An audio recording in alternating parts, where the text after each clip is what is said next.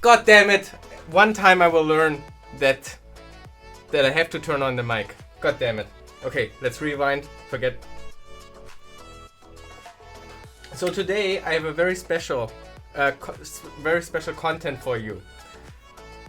So here I have the Powder Plus Foundation from MAC, as well as an Evelyn brush.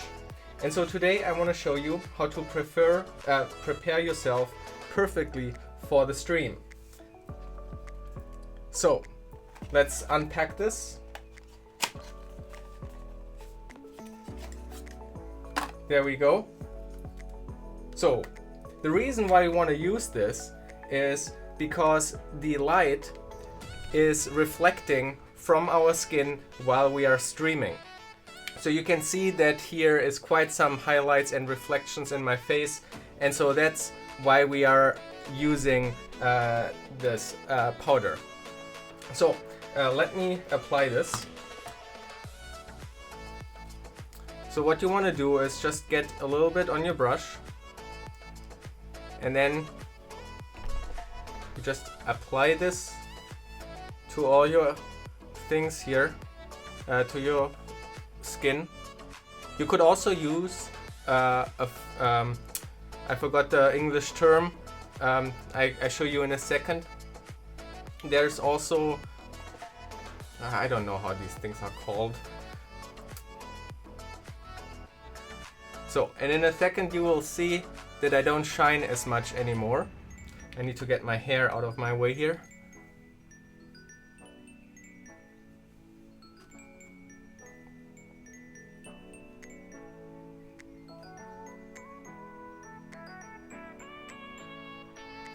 Okay, so I think, so the reason for using the brush is that the brush is a little bit less effective with putting the powder on your face.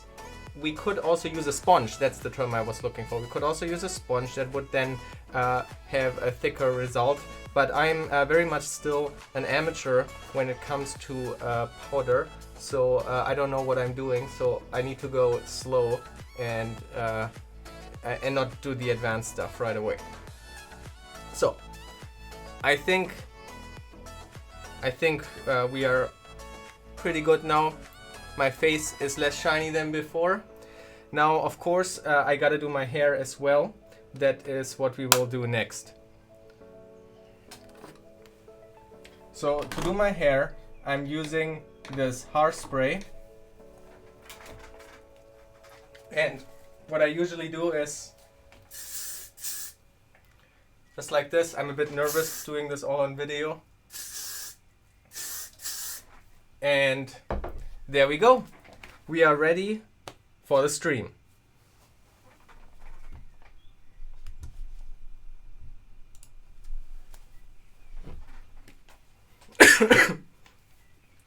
Okay, so there we go. Hello everybody, how's everybody doing? This was not a joke. I went to the store and bought powder because when I was editing my like a clip from the stream, I really noticed the glare because I've never been on camera before on like YouTube videos, right? I've never done this, so that never was a thing. But now that I'm streaming and I have like my face there, I noticed this. I feel like so here's one thing. I'm so white here compared to now to my face. Maybe I should have gone with a slightly lighter tone here. I'm still learning, whatever. So I went to the store and asked the lady and told her that I make YouTube videos and the light is shiny and I need something to make my face less reflective, because I was being told that every professional, oh my gosh, I have powder everywhere, that every professional YouTuber in all these clips that you are seeing usually wear makeup actually, because that helps with the lights. And yeah.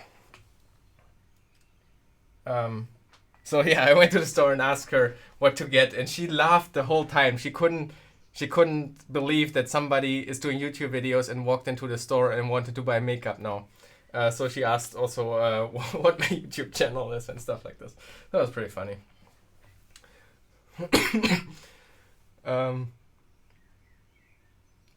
Okay, So, actually some things have changed since yesterday's streaming as well. Not only am I... Actually, yesterday I was already wearing powder, but more things have changed since yesterday or 2 days ago. And that is this setup here. Did you notice that there's a camera here? So, my second table rig for cameras setup is arrived. So not only this up here, I put the angle a little bit higher, so now it's like sticking into the field of view. Maybe I put this camera further down again because it is a little bit obnoxious. But yeah, I attached now this camera here, and this is also connected here. So let me show you. Now we can have like super close-ups. Let me even show you the other view. Like, see how close we can get now down here, and I can show you exactly what we are doing. So we have a nice macro lens camera here that we can record this with a little bit depth of field as well, and so doesn't this look awesome? Okay. I updated my Stream Deck. So did you see how it, with one button press, it automatically switched to this view, but also removed me in the corner, because otherwise it would have been on there double. This was in previous streams not like that. I always had to, by hand, decide what to show where. So now I can switch between all these cameras. I can have now the face, and I can put the macro thing on. I can show the overhead view, or, okay, wait, this is a bad example. Or I can also switch to the laptop here to show you this screen, and then I can, for example, switch to just the overhead view as a full thing, and it removes the overhead view as well, and I can add myself there as well, and so I can switch back and forth. Super happy. I think I'm super cool. Let's go back to this view for now. Yeah. Let's see. Oh yeah, and I had an old monitor that I set up here, so now I have the chat on here as well, so I don't always have to look over here. So when I'm working here, I can just look up and have the chat here in my view as well. Just can't scroll it. That's the only issue. More cameras, yeah. You are doing fucking freaky nerd stuff and care about makeup. 10/10 stream with paint borders. So, okay. So, I'm not sure if you know this, but YouTube operates YouTube spaces around the world. Not that many, like a dozen or so. And there's one in Berlin. And I've been to several workshops at this YouTube space. So if you have a YouTube channel, and starting with 1,000 or 10,000 subscribers, they offer workshops for YouTubers. So I've gone to some of them. It's not really applicable to me because they teach you how to operate cameras and lights and audio, and they review your channel and stuff like this. So it wasn't fully applicable to me, but I always thought, oh, that's kind of fun to do this for free. Gotta learn something. So I've been there. And so, because usually all the other YouTubers are doing like showing their face in their videos, they were usually always in their presentations say, like they would go over the production basics, and they would then say stuff like, and of course everybody, as you all know, are also wearing makeup. And I was always sitting there, yeah, sure, I totally know that this is a basic thing. So yeah, anyway, let's ignore anything about the master thesis. Your profile pic is misleading. It looks like you are offline. Yeah, I was just being told this. I didn't realize that Twitch, or didn't pay attention that Twitch is doing grayscale when the person is offline and not when you are clicking on it. That's very unfortunate because my picture is grayscale. So maybe I tinted red, or I don't know, put a red spot on there. Maybe I put my glitch emote on there or something like this, so that it's very prominent when I'm live. Okay, so let me tell you briefly where we are now today. Let me put on the overhead view here. So this is the setup that we got so far. we built the clock module, which is working. We can decide the speed of the clock here, and we have built in the past 2 streams built a register here, and then we have also tested the register with this over here. So this left side here is supposed to be like the bus that will later connect all the different pieces in the CPU. And these are the register values. So the register is currently completely like set to 1111. Let's maybe try to, again, this is still the test setup from last time. How about we just replicate the test from last time? So first of all, I put the clock in manual mode with the switch, and now we can, but with this button click, we can do the clock.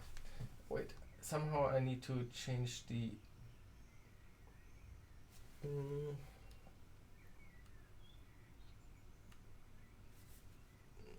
Yeah, something like that.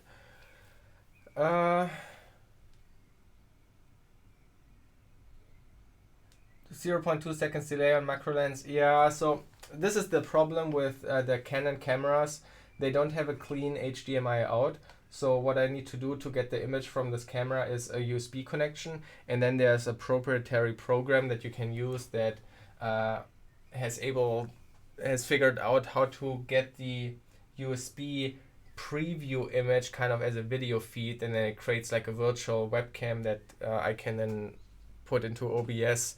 And so all this transmission and this image stuff just takes a moment longer than if it were just a normal HDMI out.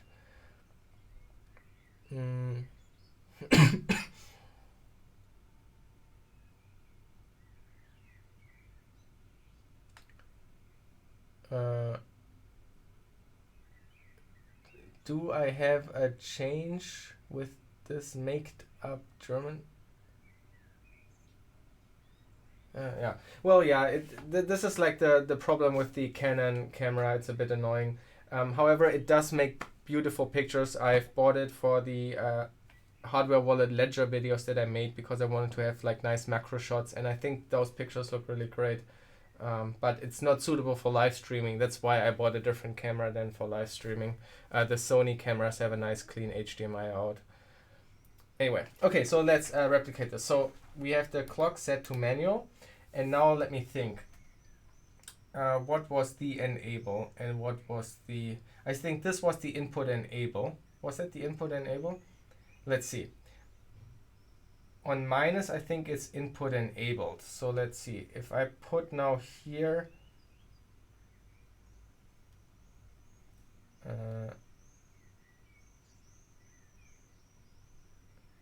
right, okay, wait, let's see. I put this one, oh wait, okay, wait, okay.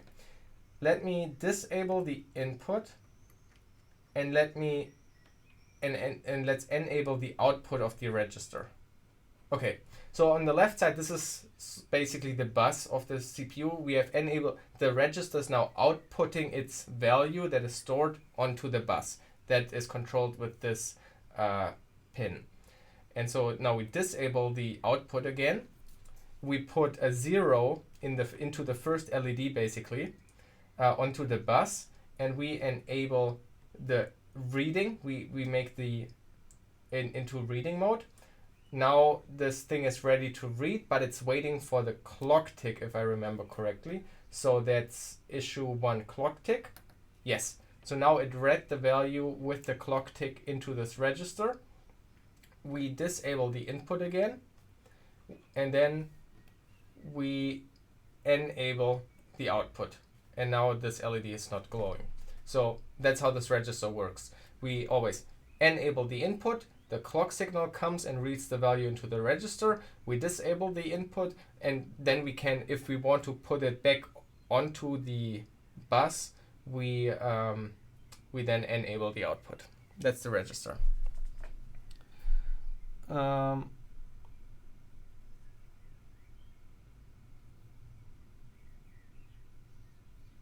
What do you mean with the delay on the chat?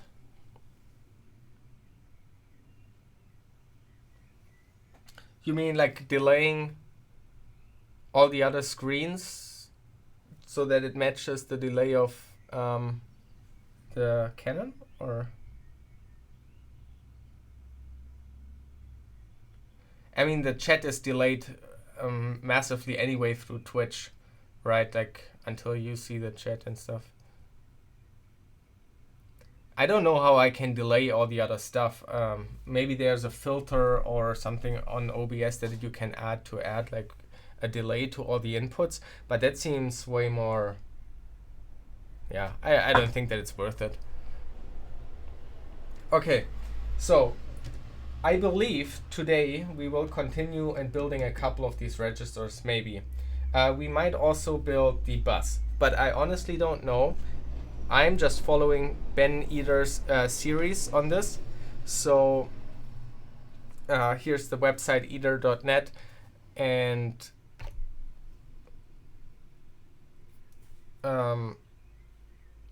we going to watch the next video now. Unless you have low latency enabled, then the delay is like 2 seconds from chat to stream. Buffer, but only a detail. It's not enabled. Yeah, delaying every camera. Never mind. It's totally not totally not worth it. Yeah, I also think that's not worth it. Okay, so let's go to the YouTube channel and find there the playlist. Otherwise, how is everybody doing tonight? Thanks for stopping by to the stream.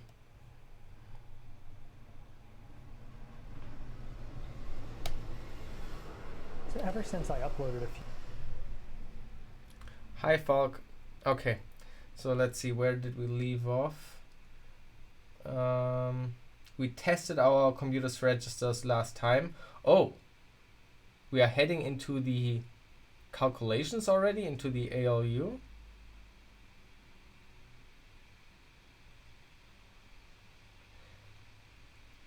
Okay, so I remember so a nice viewer wrote me on Patreon a nice list with the sorry, here my laptop is going crazy here. Let me close some stuff. Yeah, so a viewer sent me like a list with all the videos and what is being done there, so I can plan my streams a bit better. And in there, he was telling me that a couple of these modules are built just behind the scenes. So maybe we also should just build 2 more of these or something like this. I don't know. I think there are 2 more registers to build, or yeah, I think so too. Does he say anything about that maybe on the website? Because I was so far only following the YouTube series. I did not like look on the website what he says there. So let's see if he says anything about here in the register page. In our simple breadboard CPU, we will build 3 8-bit register, A, B, and instruction register. The AB register are general purpose registers. The instruction register works similarly, but we will only use it for storing the current instruction that's being executed.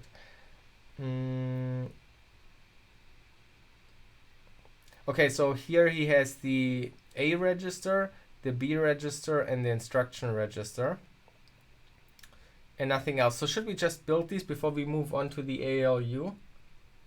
And are these, do they have a difference on here, or are they the same? They look completely the same, right? A and B at least. Maybe we can also build the bus already, basically, too. Hi, Pro GJ. He shows them in the next, the IR is a bit different. Oh, he shows, wait, but the next video is about the 2's complement and the ALU design. And then the RAM, binary counter. Why the fuck was I surprised you sound the same on stream as in your YouTube videos? The connection to the bus is different though. Yeah, that makes sense. I think the B register hooks up to the display. Yeah, but that would only be the output of the B register, right? Or like these LEDs on there, maybe. And it's something optional, right? Oh yeah, here. Oh yeah, you're right. Here are a couple of them. Oh yeah, there's a diff. Oh no, wait. Okay. Well, whatever.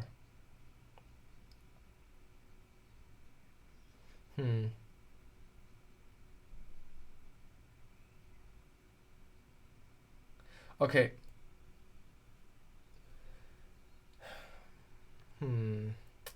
Okay, let's. I want to peek really quick just into the next video, just if he says something about like the series, what he expects to do next, or is that just going directly to the two's complement? With binary, for example, this is 101 in the 4's place. Okay, so this is just a generic video about two's complement. Let's check out the. Okay, this looks more like continuing here. Let's see what he quickly says about this here. Previous videos, we built these registers that are able to store a value. So for example, this register currently has the value 6 in it. 110 in binary is 6. This register currently has a value of 2. So 10 in binary is a 2. And these registers are connected to a shared bus so that they can output their contents to the bus. You know, if we set this signal here, you can see the 6 gets output to the bus. And they can also input data from the bus, and so you can move data from one register to another and so forth. This register down here is our instruction register. We're going to kind of ignore that for the next few videos. Higher the audio of the video or my audio? And focus on right now just the A register and the B register. Because we are able to store two values in these registers, in the A register and B register.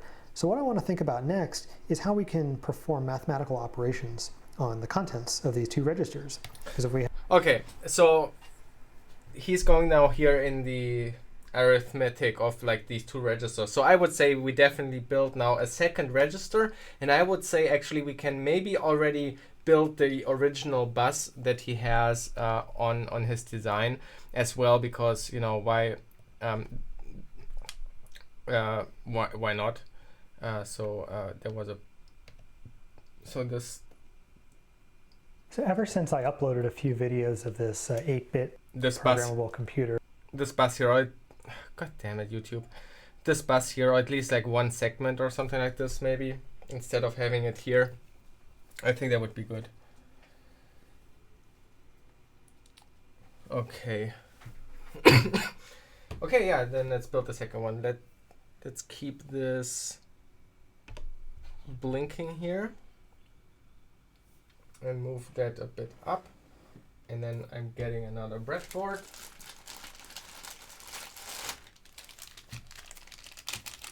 And we can finally use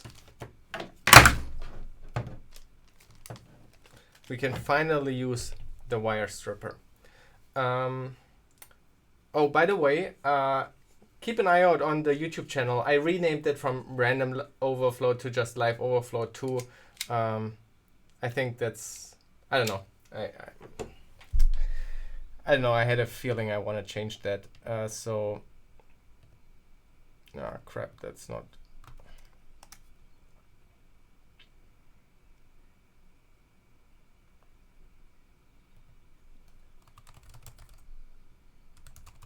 So on there, I'm not only uploading the. Okay, well, the search hasn't found that yet. Oh, God damn it.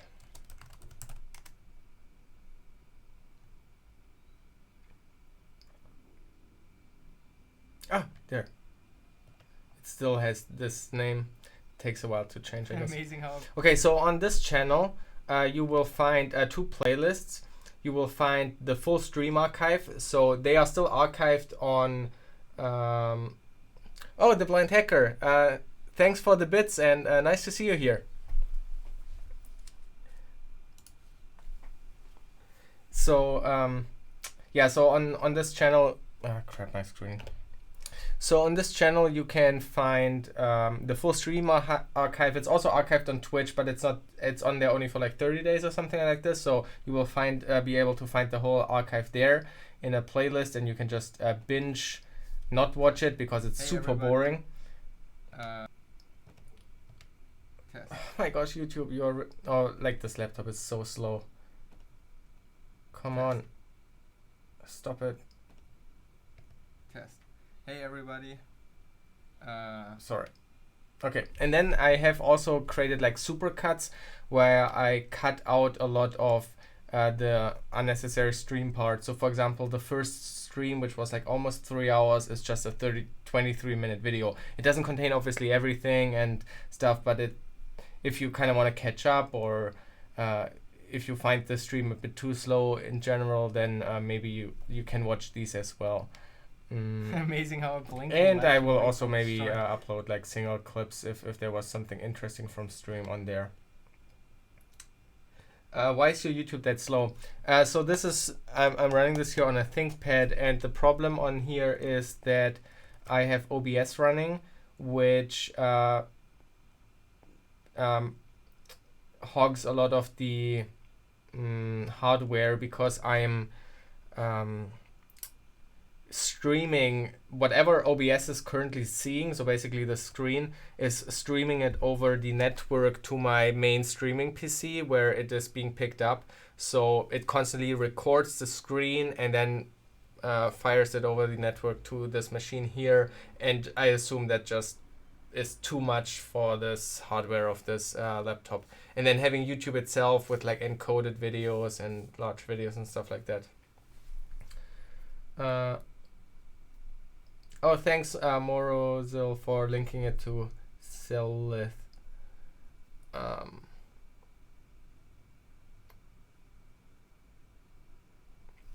Yeah, you also can find it if you go to my main channel. It's in the featured channel list. Oh, you linked the wrong channel.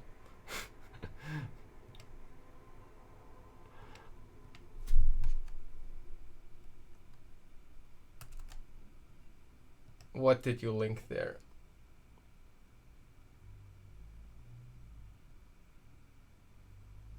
Oh, that's the Ben Eater channel. Okay, so wait, so this crap, I'm not logged in here, of course. Yeah, but if you go to the main channel, you can find it here in the feature list. Google search is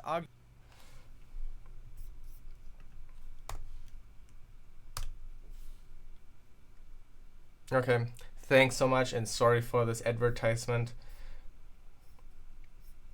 Let me link it again here. There we go. Okay, you were faster. Yep. So yeah, and of course, if anybody of you is supporting me on Patreon, it's per creation, per video I make. Obviously, these videos that are created for the second channel and stuff are not being charged on Patreon or anything like that. Just because I got a question about this too. Obviously, the Patreon just is about the main channel with the main live overflow security videos, and not just this random rambling stream. Anyway, okay, sorry for the parrot. Okay, so let's go with this. So what do we need again? We need... Oh, there's one other thing. I have a small unboxing. I got this from China. It's, I think, one of the chips that we need. I think it's actually the arithmetic unit that might even come up in the next videos now.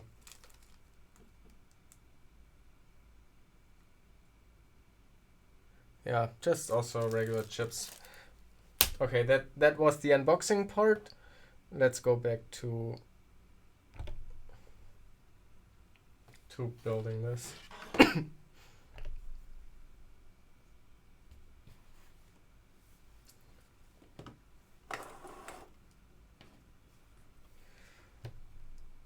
where do you order parts? I ordered them from a German store. Mostly, I ordered some parts like the breadboards and the wires from an American store, and this single part, this single chip I couldn't find. I ordered that from China through eBay. Okay, so we need blue wire, we need green wire, we need LEDs, we need yellow wire, red and black. I guess I need all of these wires here.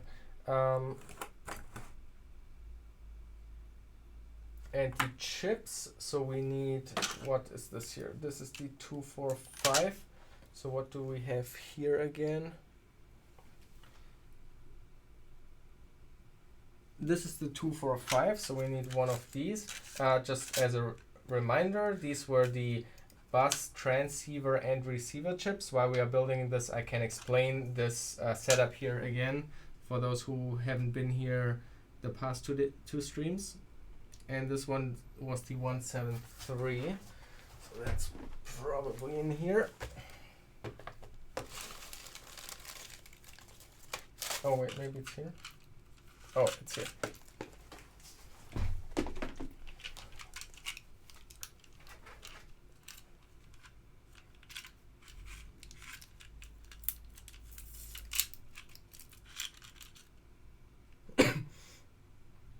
One seven three, yeah, okay. So these two 173 chips are registers. They contain a D flip-flop that can hold value, and they can be set with a clock signal. So they store 4-bit each, and they would actually be enough already for a register, but because but they would only output the value when we say to output. So because it doesn't work with the bus, because they would output their value onto the bus. No, wait, let me rephrase this. They only output when you enable them. So the problem is, if we want to see what is stored in the register, we would only see it when it is outputting. But when it's outputting, it would be writing to the bus, and we need to disable their output to the bus at some point, because it's like a shared bus of multiple different components, and each component, there's always should only be one component putting a value onto the shared bus. So what Ben Eder decided to do is he uses this bus transceiver chip, which is basically just a chip that can kind of like connect or disconnect a connection. So basically these registers are set to consistently output just their value. They are always on outputting in order to drive the LEDs, and they then go in as inputs into this chip over here, which can then be enabled or disabled. So you see this here. These registers are always outputting for the LEDs, and we can enable or disable then with this chip if we put it onto the bus. If you would just build a PC and you wouldn't, or computer, and you wouldn't care about this LED output here, then you wouldn't need this chip, and you just make the enable and disable for the enable the output or not for this one here. So we just use 3 chips so that we can have the LEDs. Hair cam. Did I lean too much in or something? But you know, it's a beauty channel now. When the computer is finished, what are you going to do with it? Or it's just building process is the main goal? Yeah, that's basically the main goal. It's just like a learning experience. It's like building Legos or something. It's just having fun and learning something along the way. I'm an amateur in electronics, so I'm learning something here a lot. It's kind of fun doing that on stream as well. Gives like a reason to stream. What else? I think it looks cool. If you see like the whole computer later with the blinking LEDs, I think that looks cool. And so currently I imagine that I put it in like a frame and put it on the wall as kind of like an art piece or something like this. I think that would be cool. Yeah, there are many things that we could do with it at some point. Yeah, I said it yesterday already. This is like Lego for grown-ups, right? We have a lot of parts that we stick together, and we are following a build guide by somebody who made it for us. It's like Legos. Not that Legos are not for grown-ups. Spoiler, I definitely also want to buy Lego at some point as an excuse to stream it. But, with the excuse to stream it, because I miss Lego a lot. Hi, Saito.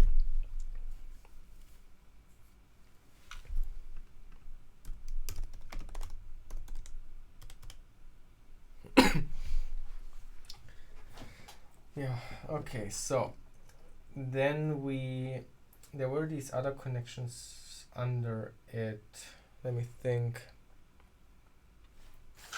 I need to maybe make myself markings on here to know what is then in view of the Canon camera. Maybe I do put like dots. So this here is like the top left corner.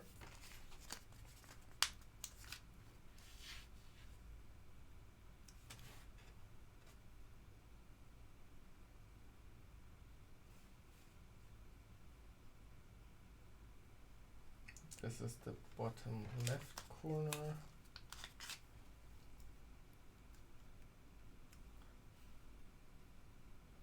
The top right corner.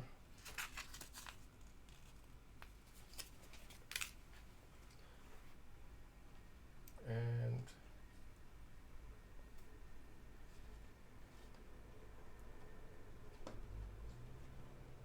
bottom right. Okay, cool. That's useful. By the way, official Live Overflow merge. Oh wait, this makes more sense.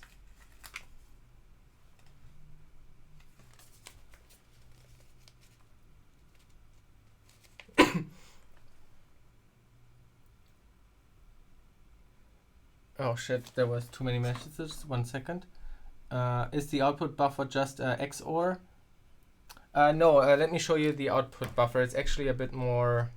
We have, a 6 here and a 2 here, a bit more fancy. Register. Thanks for the 5 gifted subs, the blind hacker. Yeah, as he mentioned in here briefly, he has also a stream, so make sure to also check him out and subscribe. He's also streaming a lot about security. I mean, here you don't get to see any security, but on his stream you get to see security and talk security more.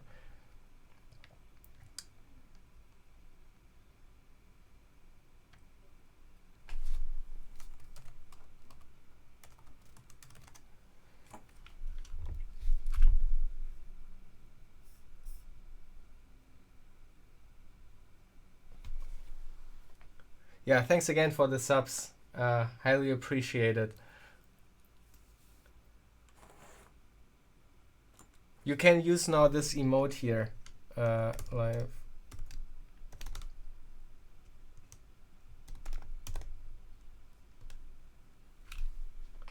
Hello, what part are you doing? We are working on a second register. So we finished this register 2 streams ago, and last stream we tested it, and now we built the second one. And I just was about to show this chip. It's an octal bus transceiver, so it's not just an XOR. So this one is basically 8 times in there. Wasn't there a view of the whole thing?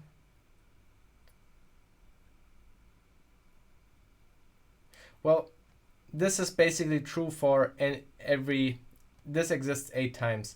You have an input and an output, as well as input and output enable, but they are connected to all of them. So, but what you are interested in is only these 2 lines. And these are tri-state TTL, I don't know. I need to change the language of this computer. So this triangle in the chip means it's a tri-state, and tri-state is basically what is shown on here. It's actually basically like a physical switch, because on logic, on connected wires, you have either high or low, but low also means that it's connected. It's just very low voltage compared to high, which is then like in this case like over 3.3 volts, it's like 5 volt or something like this. So oh, the blind hacker also subscribed yourself. Thanks so much. And so oh, I think that the alert sounds are disabled. Sorry. Can I replay the alerts? Did it work?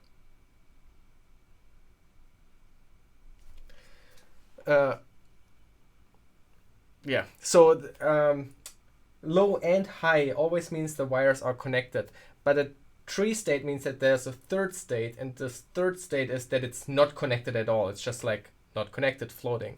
And so this chip basically has, with these enable pins, you can make this line connected or not. And you want this on a bus, because this bus is like just like a wire where a lot of different components are connected to. And sometimes a component wants to write to it, and sometimes it wants to read from it, which is kind of weird. Imagine like different circuits would try to output to the same thing, or a circuit would like read and write at the same, like it can get to short circuits basically if in certain setups. And so basically this allows you to always disconnect, like really basically physically disconnect, making a tri-state, like not connected, and only connected when you actually want to read or when you actually want to write. So that's what you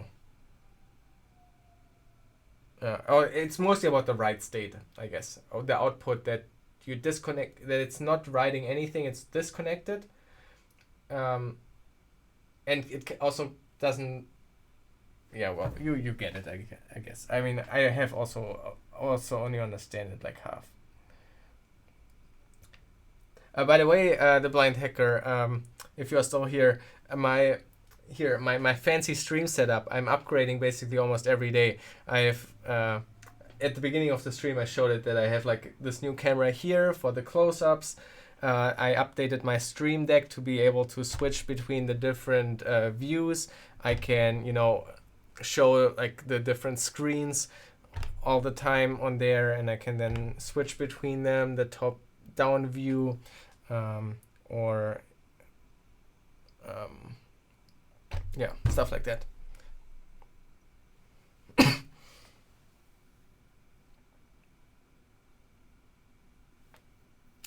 Doesn't look that practical. What do you mean not practical?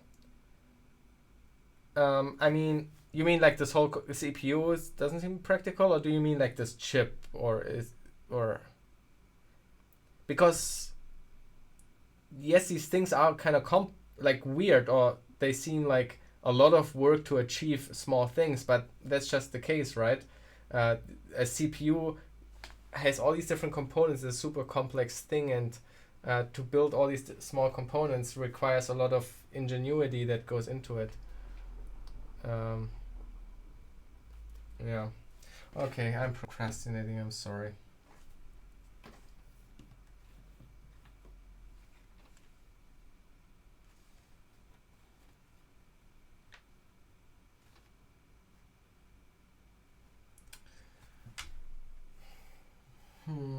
I'm just dreading cutting the wires, I guess.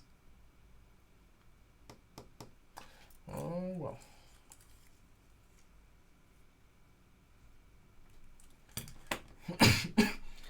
I guess let's start with the yellow ones again. Oh, where's my cutter here?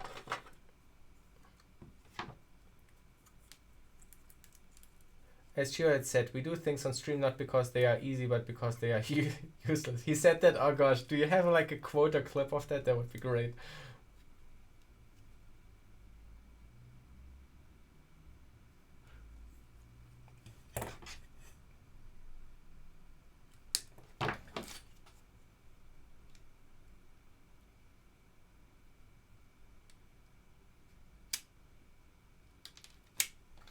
Okay, I think this wire cutter is not performing well if you need to cut really short pieces of wire.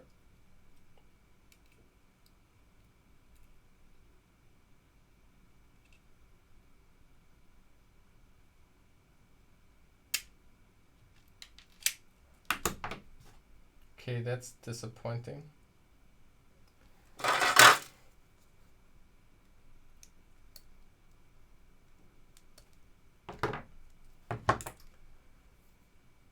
Oh, thanks for the cheer, Cabone.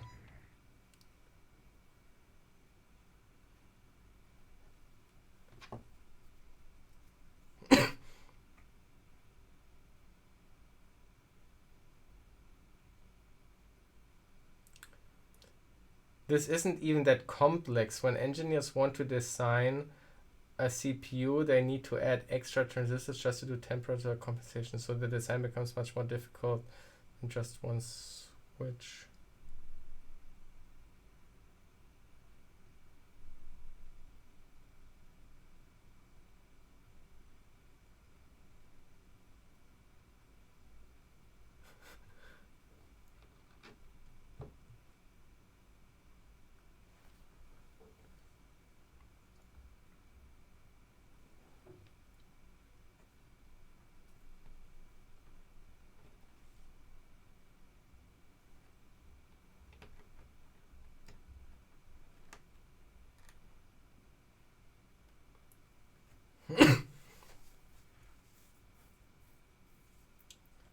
Keep doing the great videos. Learned quite a lot from them, so it was time to donate already long ago. Thanks so much. I highly appreciate that. Thank you. I'm glad you like them. What kind of videos do you like the most, or which ones do you which videos did you skip and not watch because they didn't sound interesting? That would actually be more valuable to me to know.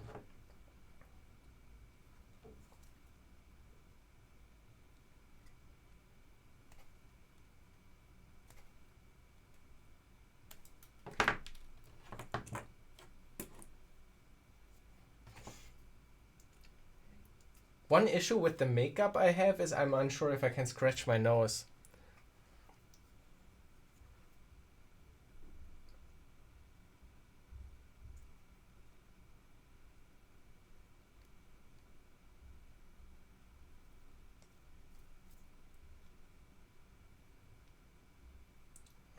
It can run anything that fits in 16 bytes.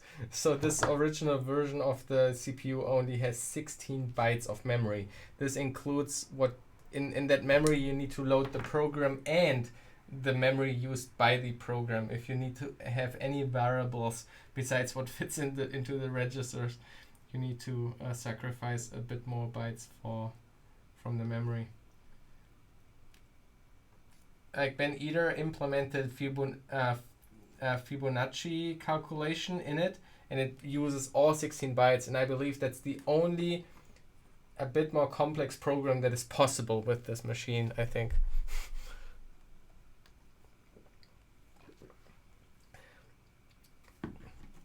Jorne, when I started the stream today, I showed that I bought makeup.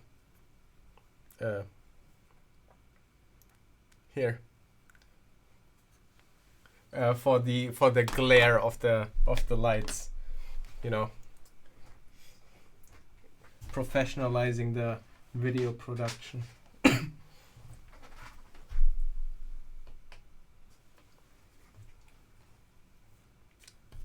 I posted a picture on Twitter where you can kind of see the Smarties in the bottle. This year, you mean? yeah, I posted picture before and after picture on Twitter, so there's a slight difference. It's not the highest resolution picture, but on one picture you see kind of a glare stuff in my face, and on the other picture is more smooth.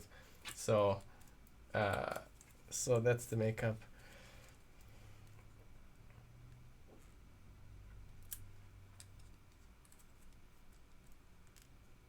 Really enjoyed your YouTube videos that you had to do with the cryptography, but those were difficult to not get lost since I'm a noob. Are you talking about the white box cryptography? Because I feel these are definitely one of my more weak videos.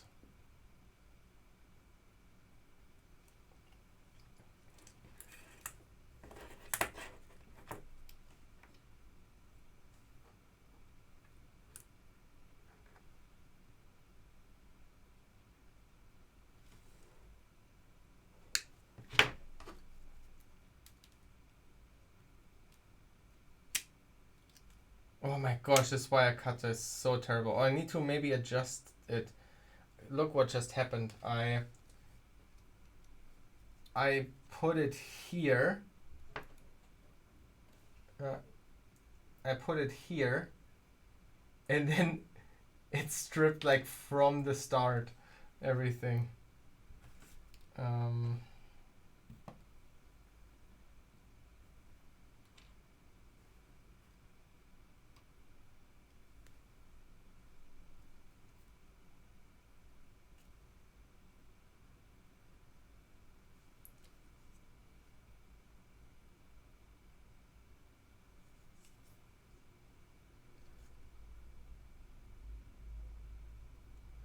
Not really into the JavaScript stuff, but only because I'm a bit biased. How do you mean biased? What are you biased about?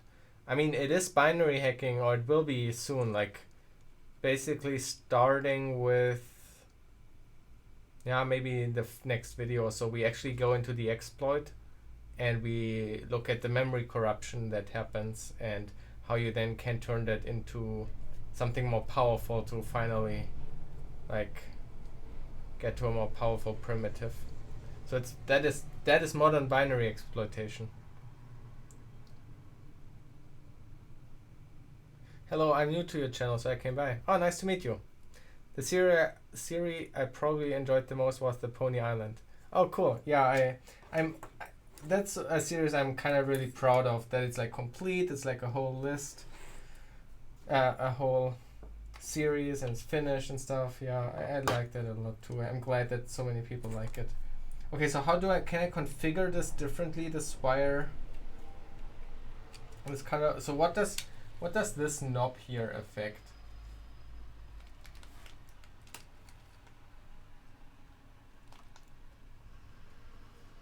What happens when I turn this?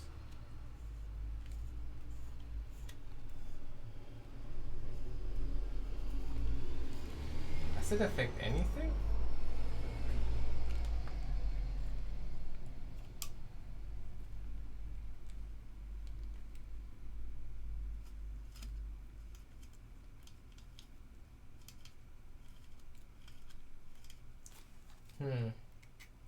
I can move this. What is this for?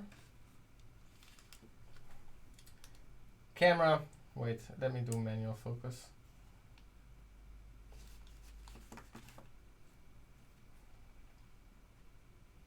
Like, what is this for? Is that just the length? What does this affect?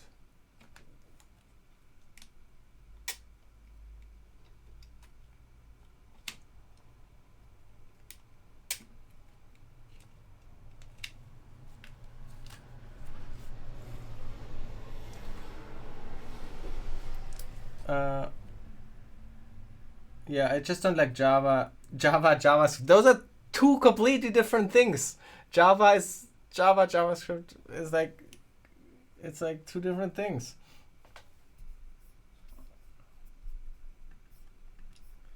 Yeah.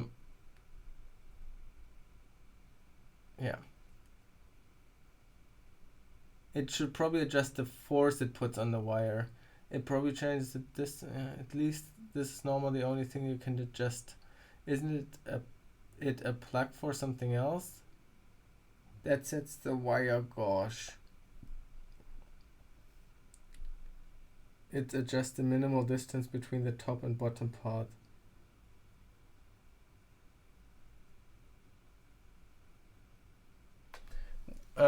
What can the computer do when it's finished? It can basically do anything that you want it to do because we built it.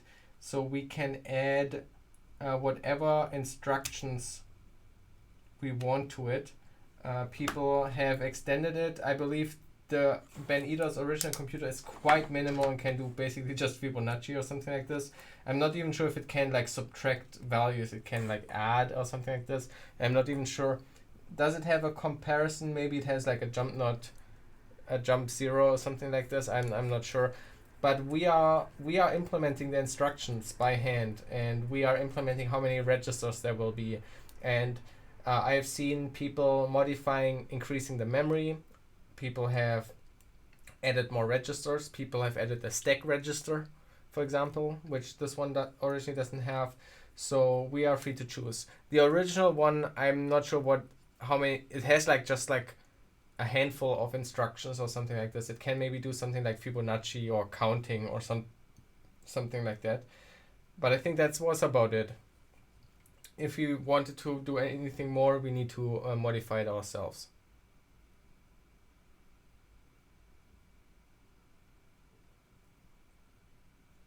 What do you want it to do? Ideally, so my goal is definitely to increase the memory from 16 bytes to something more, like 256 bytes or so. Or maybe even higher, if I don't know if that's possible. Yeah, 256 would be great. And maybe also implement stack. That would be kind of cool with a stack pointer. Generally, maybe more instructions, like more comparisons. Maybe like a larger or smaller or equal or something like this. Yeah, something like that. Yeah, bigger memory. It's the RAM. The program is loaded into RAM. But yeah, those future things, it's still fine. Okay, so let's test this properly. I'm turning this all the way into one direction.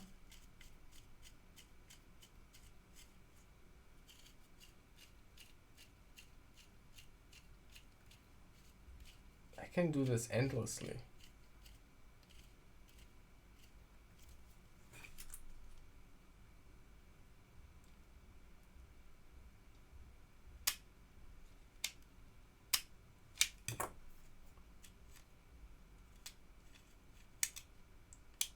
Not endless.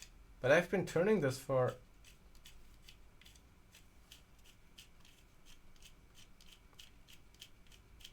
Look, I'm just turning.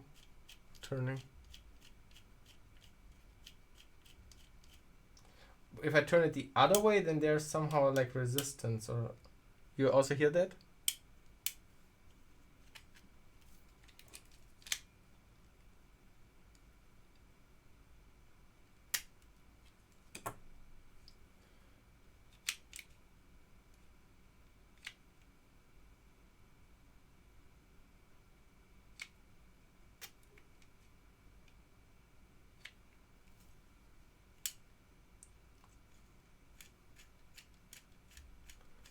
You broke it, didn't you? Did I break it?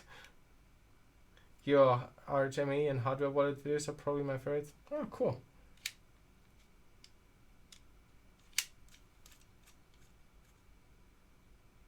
You have to adjust it, yeah, to only cut the isolation without putting pressure on it. Yeah, well, that would be my goal if I would understand how to adjust anything on that.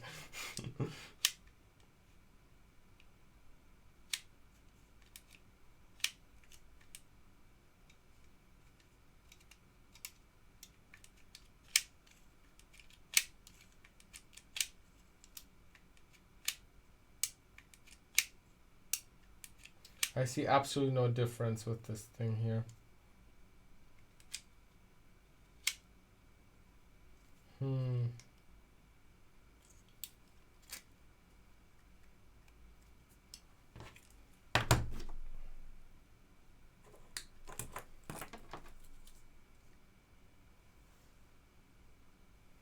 maybe use the manual. I don't think that there was really a manual with it. It had just like a cardboard bag that was like attached to it.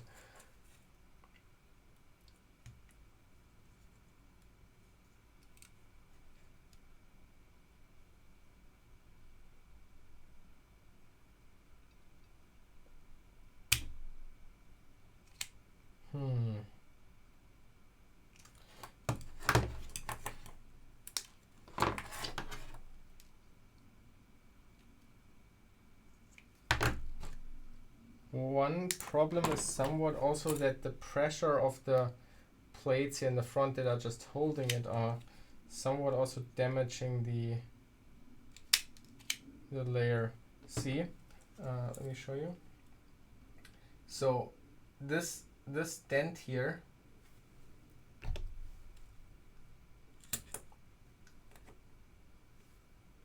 this dent here came from the plastic in the front holding it.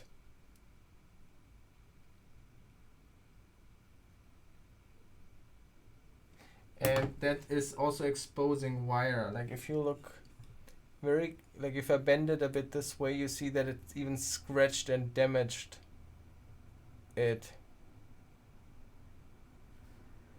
Yeah, that tool looks not fit for purpose right now. Do you already try twisting when pulled? No. Okay, wait, what do you mean? I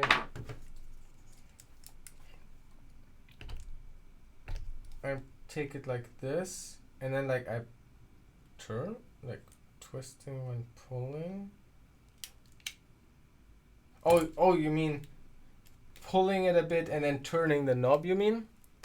I mean, I that's what I basically have been doing and don't see any difference. So, look here. So, first of all, it touches here together all the way, and then at around this point here, it now this point here, it widens up now again. Touching together and open up. I don't see anything like special up here in the front, except that there's like a metal, this thing that is holding it has like a metal edge and it's damaging that part.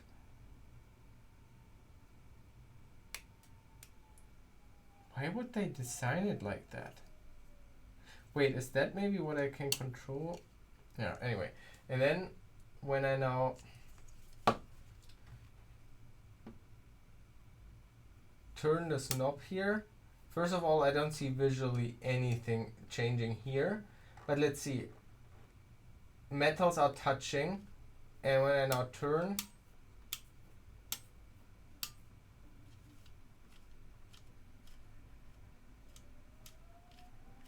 this is one direction, and the other direction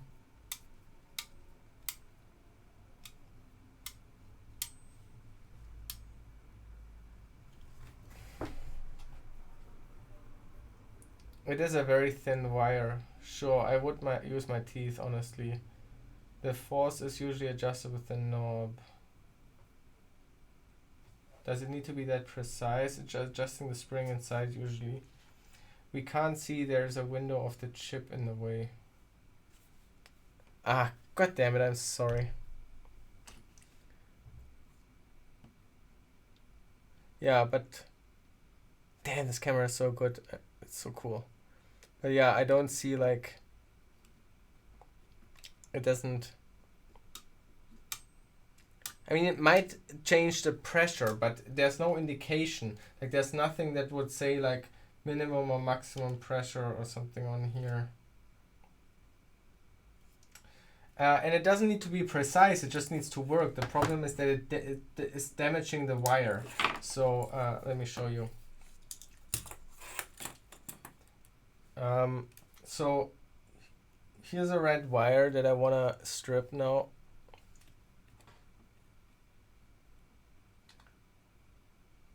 Like here, I do that. First of all, it's pulling it a little bit inside so I can hold it, I guess. See what it did? now? This one didn't even cut it here, and where the metal things are holding it, this happened earlier once too, it stripped from there. Now I was also doing it super slow. If I do it faster, I think if I just press down immediately, it should be fine, I think. But this is like now it damaged, like you see. Now I'm not sure, this time it's not exposed, I think, but you can see that it also again visibly damaged the wire there.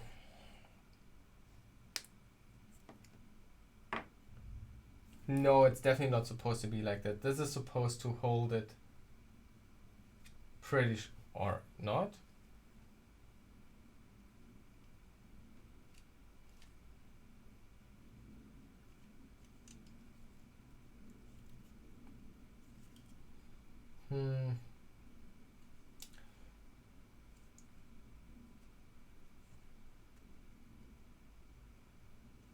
Is there nothing else adjustable on it?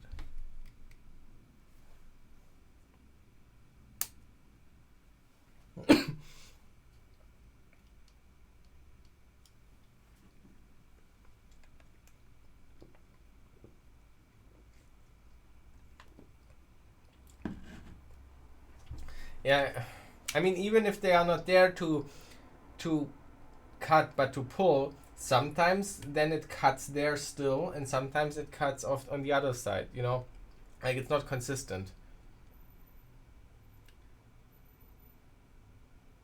Yeah, I've been stripping wires with this wire cutter the whole time, like just like, you know, old school, doing like this and then pulling, but that was kind of annoying and was kind of not precise.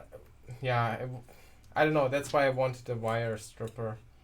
And then I went shopping extra for it.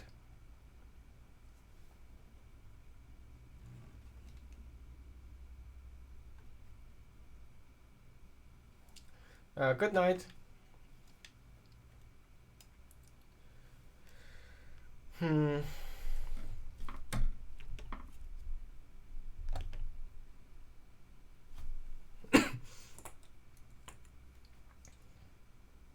So demotivating.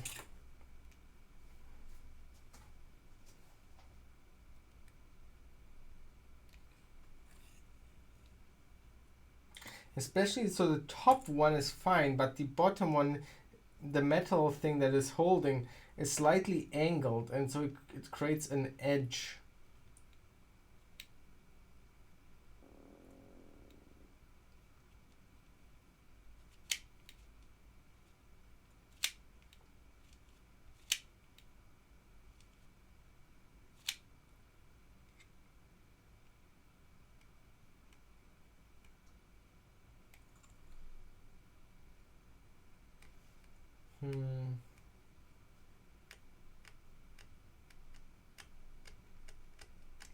So what I'm thinking right now is, if I wonder if I can take this edge a little bit off, like maybe a bit of a felt pad, but then it would be like super thick, I think. Then it wouldn't like properly close anymore.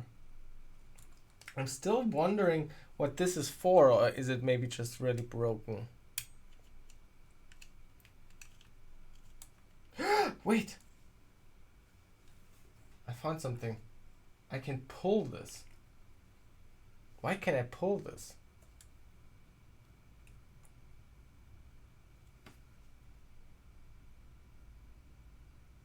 I think this button on the back is so you can plug it somewhere to stabilize the tool.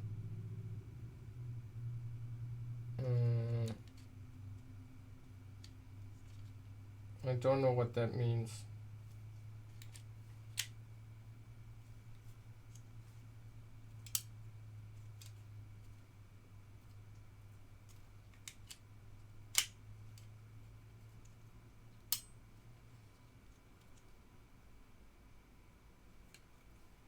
I can't also looking, like, I don't see anything up there what it would do.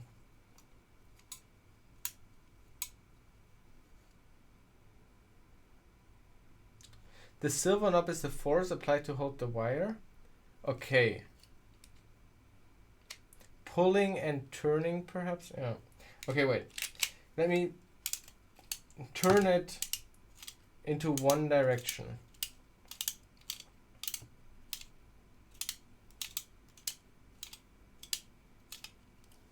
And now I strip a wire. This damaged it, like there's metal exposed. Now I turn it in the other direction.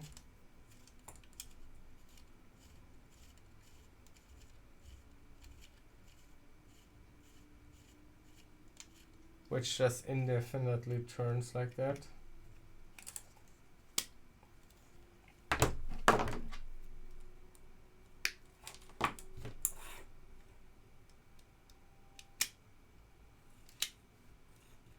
Actually, I think this was just a bit lighter on it now.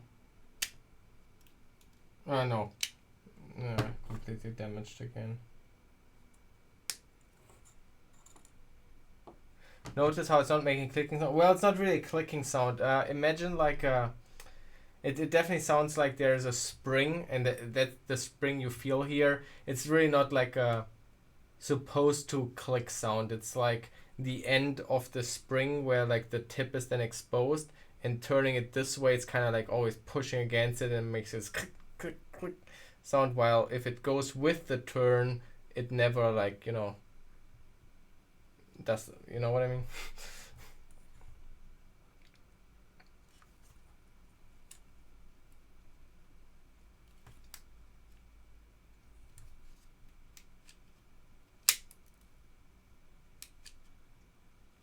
I've pulled it out now all the way, and wait, can I shine in there?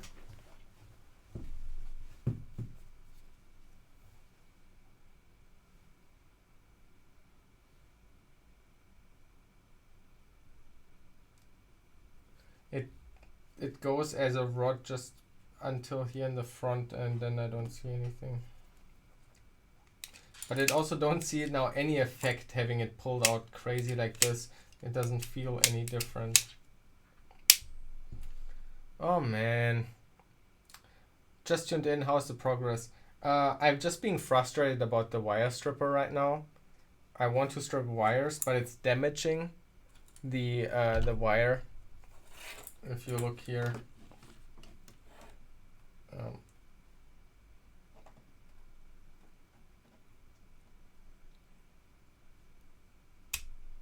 like that. Then here, okay, this one went pretty mild. Sometimes it actually, here you see a little slight dent, I guess, here. This is where it was holding, and sometimes it even like rips it and exposes the wire there. So just being frustrated about that.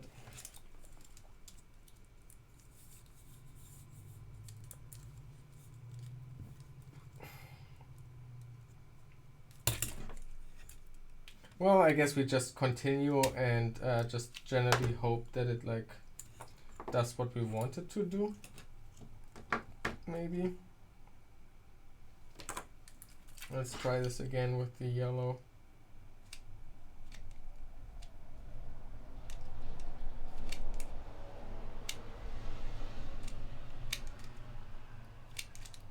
Wait, what did I do now?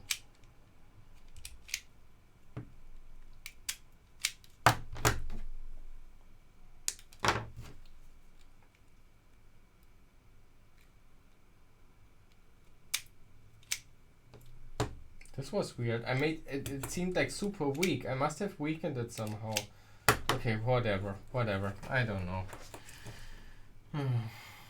I have another wire stripper ordered. This one was actually super cheap, but this was the only one available at the store that I went to when I went buying makeup. I went to this store to buy this wire strip, and they only had this one here, so there was not a choice for like a proper electronics one or something.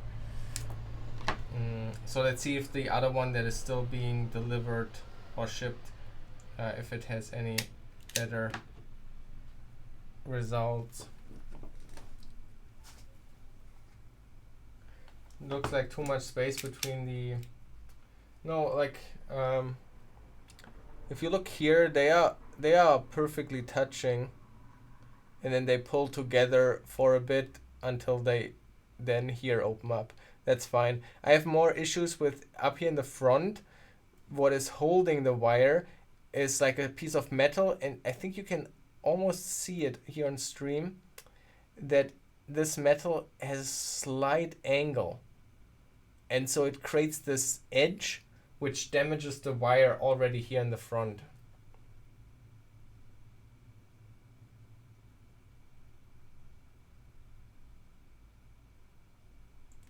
Yeah, I think it's at its limit too, yeah.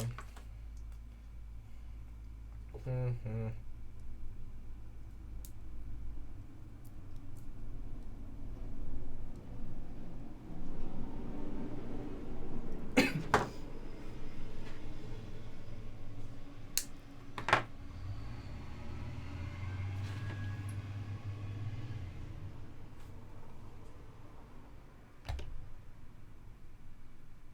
No, I'm not wearing makeup normally. It's just for the lights in the stream. Typically a lot of like or generally when you're on camera and you have lights, your skin is reflecting, so if you go a little, people tend to like suggest that you wear a bit of makeup or powder to deal with that. I've never done this before because I've never appeared like on camera before, but I noticed it really badly yesterday, and then I thought, oh, let's try it out. You know, it's always about learning some new stuff, and testing things out, and I don't know. So this is the first. So now I own this 30 euros.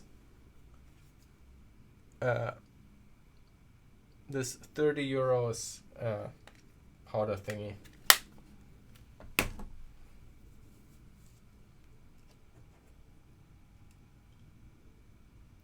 How do I've been wondering about this. How do you use a box cutter or something to strip a wire?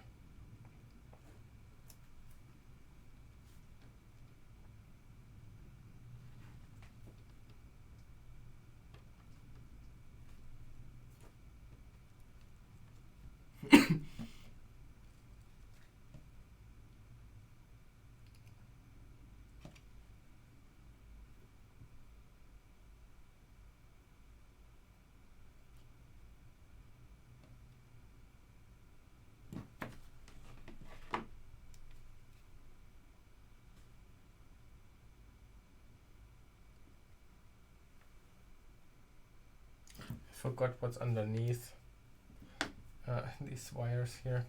Let me pull up a picture.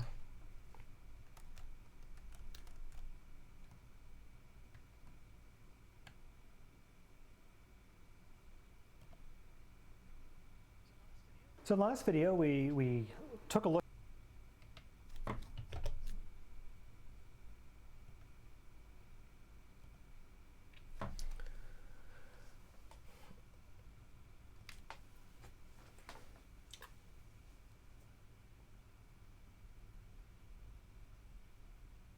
$30 is my week budget. Like as a allowance from your parents or something like that?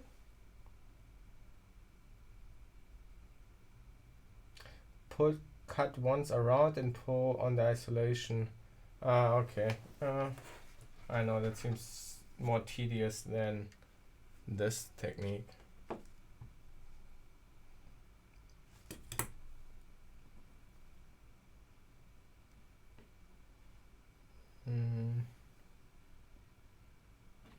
And another yellow wire.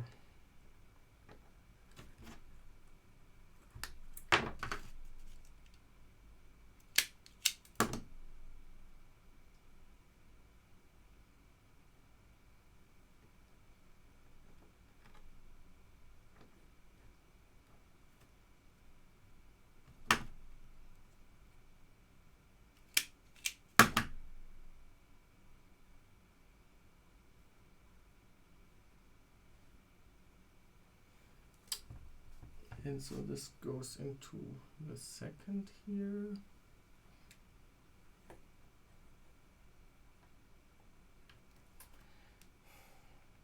Okay, this wire cutter is not a good choice. It's like not working out for me.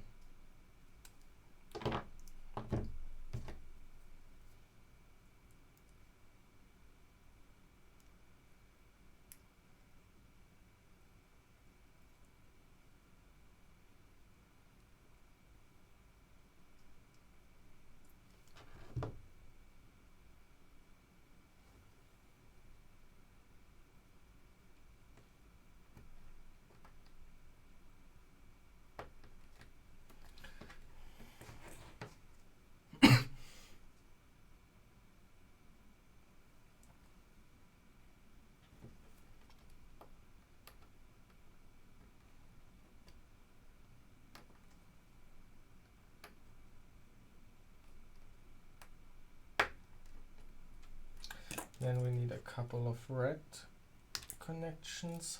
Oh, we should also replace the these wires here. What's it? The jumper wires at some point.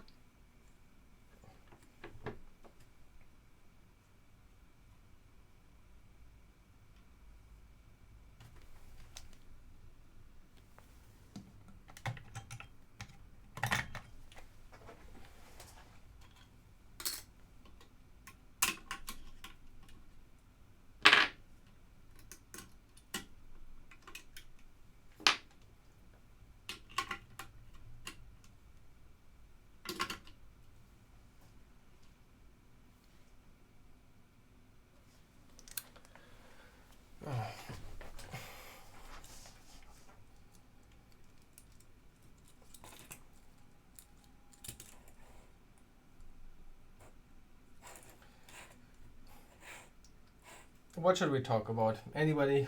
Anything to talk about that I don't have? I feel awkward just being silent. It's always damaging the wire.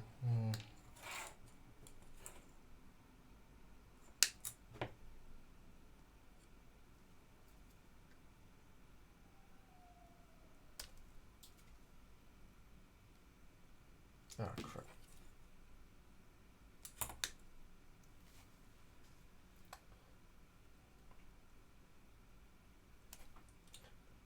By the way, I'm always curious, is anybody like stumbled in here who isn't like already like stumbled in here from Twitch and not from me advertising it on Twitter or something like that?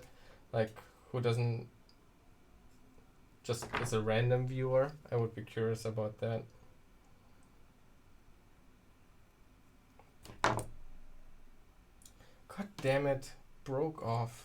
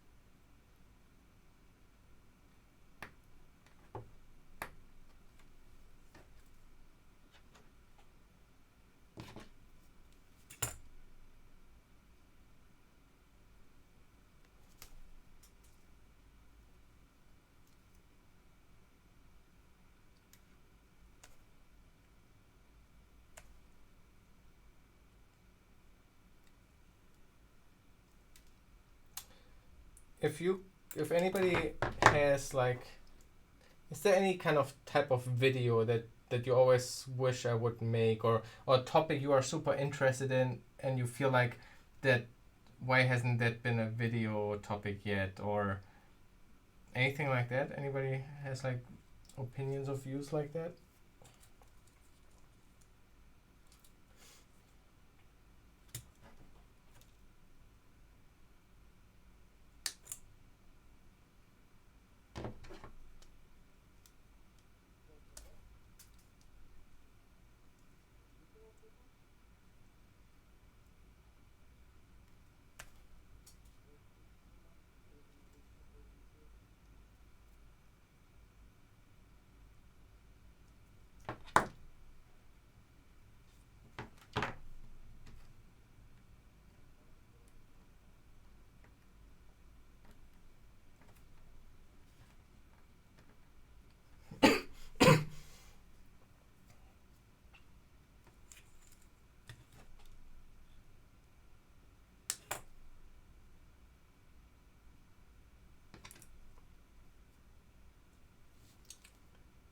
Something with network sniffing would be nice.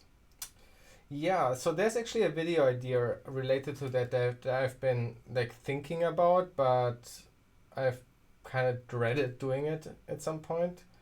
But so I have this kind of opinion that is not based on any necessarily facts. It's more like a feeling, or I don't have hard evidence for it, but I believe normal people don't need a VPN, because nowadays most of it has proper SSL, and so you're totally fine from like man in the middle or malicious observers, like Wi-Fi monitoring. So basically, I thought about analyzing. You have a regular MacBook and you installed a couple of things and you browse a couple of websites. What could an active attacker and what could a passive attacker actually do in the network? And would a VPN help you in a certain way there? And basically to explore the actual threat model and if people need to worry or not to worry. And my assumption is people shouldn't worry. SSL is doing fine. If you browse Facebook, you are totally safe on a public Wi-Fi. That's kind of my view. So, and I thought about exploring that with network sniffing.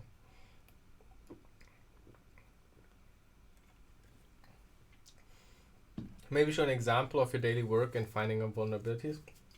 To be honest, I feel like that's exactly what I'm doing. Like the CTF video write-ups are basically how I work. It's just, the difference is just that you don't know where the vulnerabilities are. The code bases are obviously a bit larger. And otherwise it's basically the same.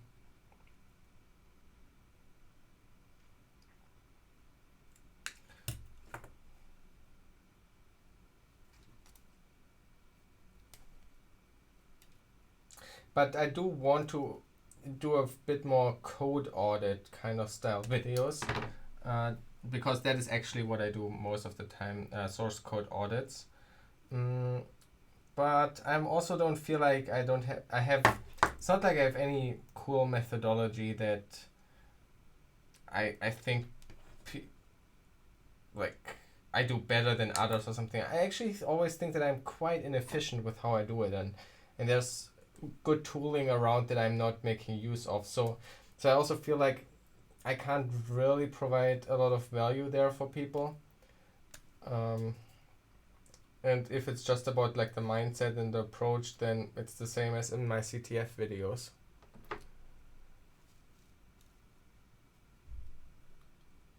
Yeah, I thought about, and generally on topic of VPNs, I also thought about doing like a proper VPN kind of video, like the title would be something like why I don't advertise commercial VPN, like why I don't advertise VPNs or something like that. So that would be another angle of approaching like this network security kind of thing.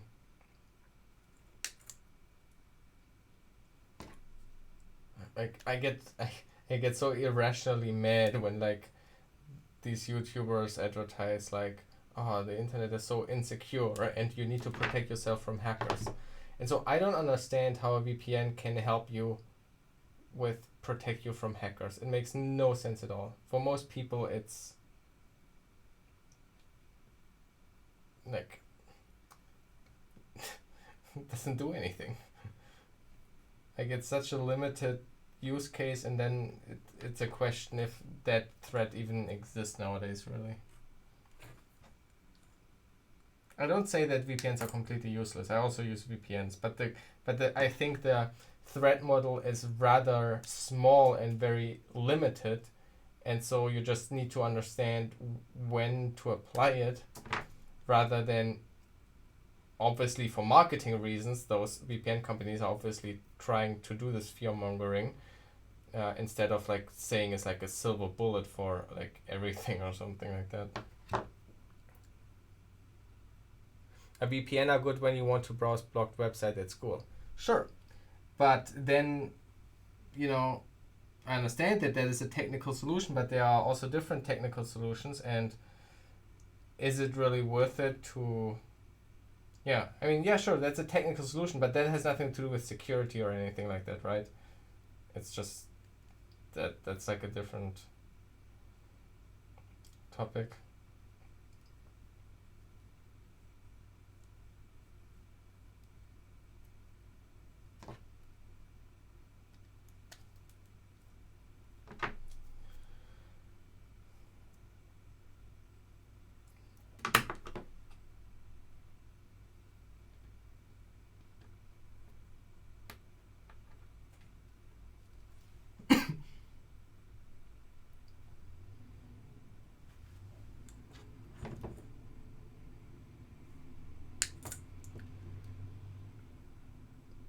I thought the only reason for VPN is to browse USA Netflix.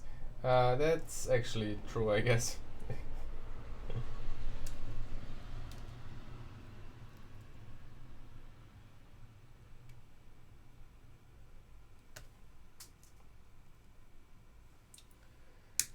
The VPN doesn't protect you from... Yes, it protects you from man in the middle, but why do you need that? Like... The question is, from what kind of man in the middle does it protect you? And my thesis is that actually a random normie person who just like uses Instagram, Facebook, WhatsApp, who watches YouTube, and Snapchats and all that stuff, all these applications have already SSL and do that properly. The browser, an up-to-date browser is handling SSL properly. You are safe against man in the middle already on these things. Now, maybe there are still applications that download updates that are not signed or something like this. That might be true, and that man in the middle you can kind of protect against. But effectively, you just allow the VPN company to man in the middle So if your concern is like a man in the middle on kind of like a more global network scale sense, like the NSA or even your ISP or something like this, well, now you just let somebody else man in the middle you. It doesn't really make much of a sense.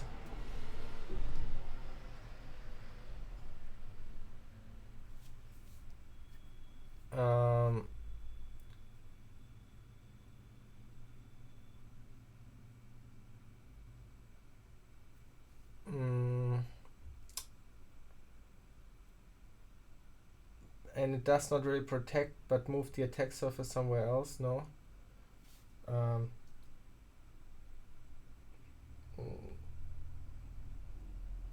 Well, in some way, it might even open up additional attack surfaces. So here's one angle that I'm also not like. It's not like I've reviewed a lot of the API VPN offerings, but like for example, I remember looking just at one offer, and there was like a cheaper offer, and there was a more premium offer, and the premium offer had like, I don't know, it was like private IP protection or something like this. I don't know.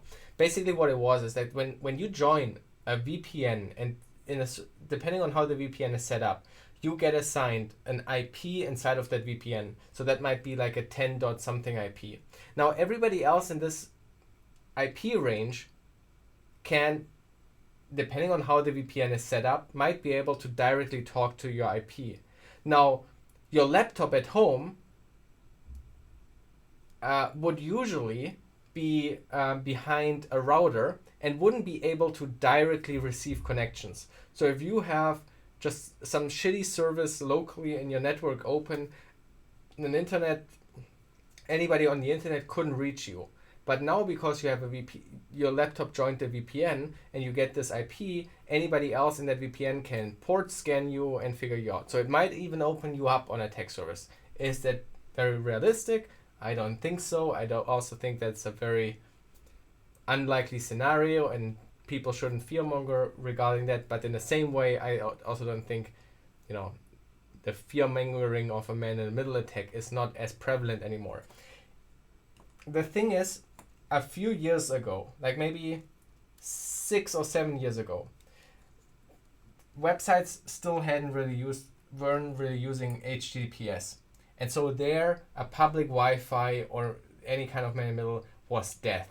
Like you could just sniff cookies out of thin air and browse as somebody on Facebook and get that account or something like this. Oh my gosh, yes. If we would still live in a world like that, hell yes. We need something like a VPN solution. Or SSL. SSL solved that, right? That's what SSL is for.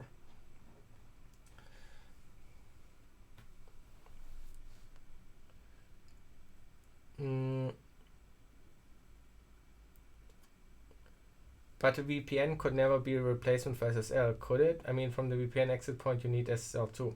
Yeah, that's the thing, right? The VPN would protect you from the local public Wi-Fi that you are in, but then you shift like and that's a thing of kind of like the threat model. It's easier for a random criminal to go into a Starbucks and fiddle around with the Wi-Fi than being able to go into the data center and fiddle around with the connections of your VPN provider there. So basically you just lift the bar a bit higher to what it takes to man-in-the-middle you in a certain way, right? So that is might be a valid argument.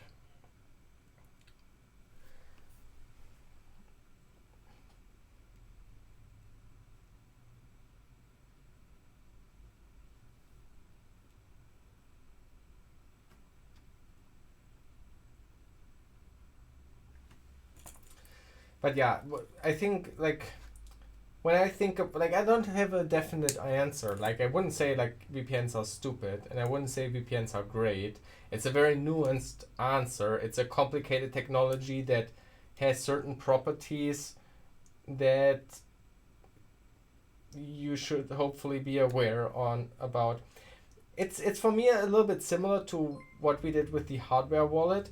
If you watch the first introduction episode of the hardware wallet series, I was just talking about the threat model of hardware wallets, right? And the problem is that these devices are so extremely complicated to really understand what they can do and what their limitations are is extremely complex and might not even be possible for you to figure out because it would require extensive reverse engineering or whatever to really understand what their limitations are and not.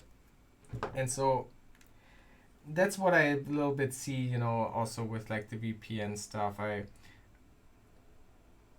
worry that people feel safe and then act in a way that makes them more unsafe. A little bit I don't know. Yeah, I don't know. There are a lot of kind of the technologies that make people feel safer or tries to protect them a little bit, and the person gets a very high sense of security, and because of that behaves even more recklessly, which then is counterproductive. Oh, thanks for the sub, Avaldor.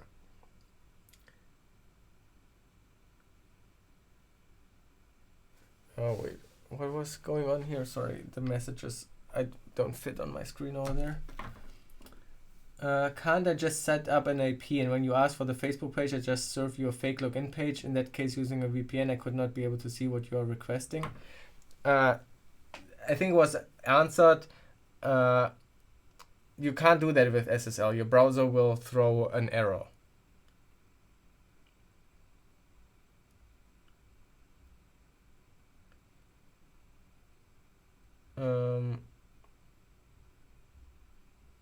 You could also never see that with a request. Yeah, so, okay, you leak a little bit over from your DNS, like what kind of DNS and also the IPs you are connecting to.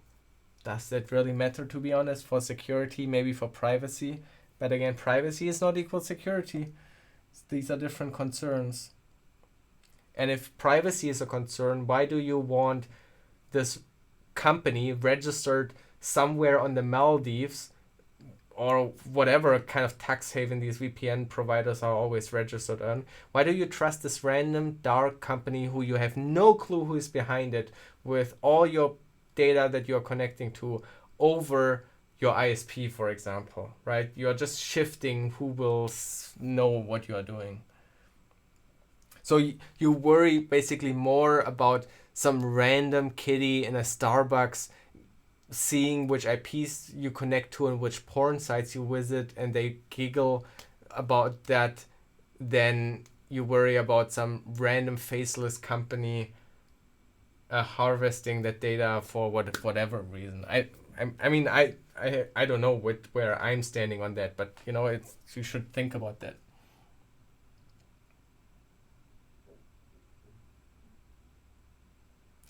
So yeah, huge meteorite made that point. VPN is for privacy. Only the VPN provider knows what you're browsing, and a good VPN provider won't care what you're browsing. You will never be able to know what the VPN provider is doing with that data, especially when they are registered in weird-ass countries where you have no clue about their jurisdictions. Now, here's a legal dilemma. In an ideal way, for example, me as a German, in some way, I would like my VPN provider to also operate in Germany, because then I have legal jurisdiction over his, and I know which laws under which he's operating and how he has to handle me as a German citizen, my data. Now, if that company is sitting somewhere else, maybe that country has certain laws, but maybe these laws only affect also their citizens and not foreign citizens. For example, with the US, it's like a case of, a lot of the Snowden stuff was about spying on Americans, but I didn't care. I'm not American, right? For me, it matters that they spied on me, but it's, so from a legal standpoint, you have absolutely no chance to defend your privacy with a VPN provider, I would say. And so it comes down to trust. And so maybe if it's like your friend's small VPN company, there are so many VPN companies. So maybe your friend is doing that and you trust that friend to handle your traffic, then go for it. But then again, also if your jurisdiction is in your country, in Germany, for example, then they are also due to subpoenas, and they might be able to wiretap you anyway there. So,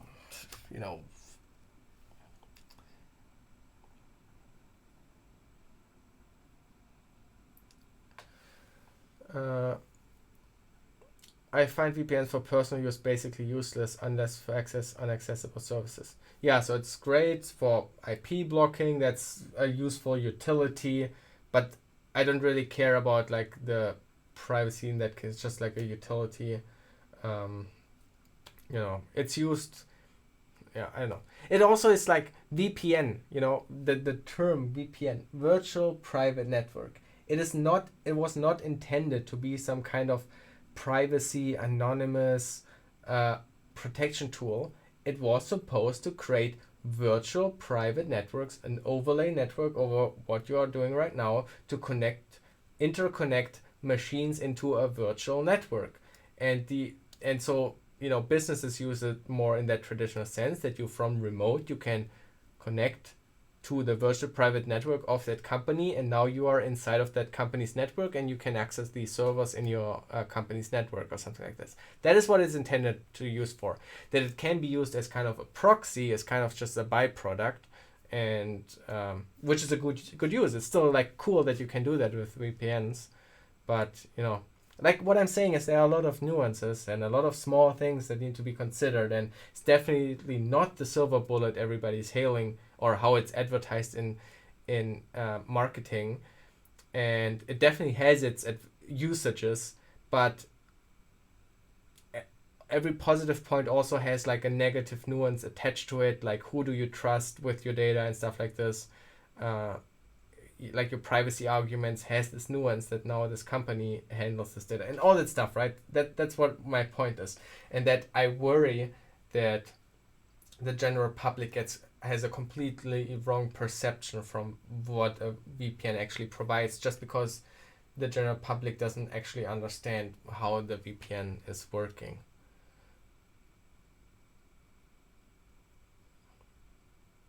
Not everybody looks for the green lock in the icon bar. A page looks like Facebook, mostly some.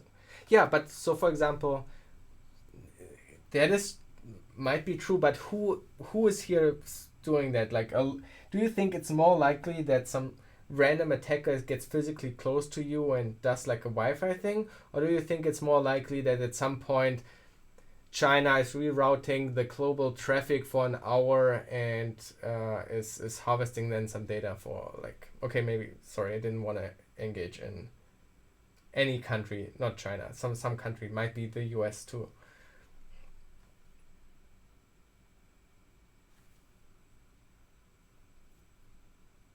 Yeah. So for example, Tor, if you care about privacy and anonymity and stuff like that, then use Tor. It's free. It's made for that purpose.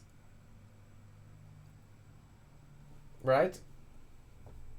Like that's actually what you want to use if you care about privacy and stuff like that.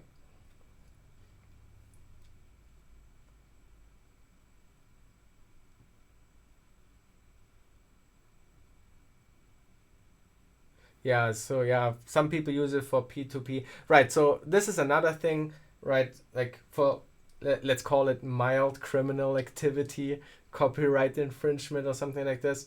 You also need to understand, we know that VPN is a good enough protection from that kind of P2P thing. The general police, just because of copyright infringement, doesn't have the power over borders to talk to a VPN to figure out who you are, stuff like this. But then again, how did you, theoretically, if they were able to do that or something like this, how did you pay for that VPN? Is that payment thing attached to your identity and yeah, stuff like that.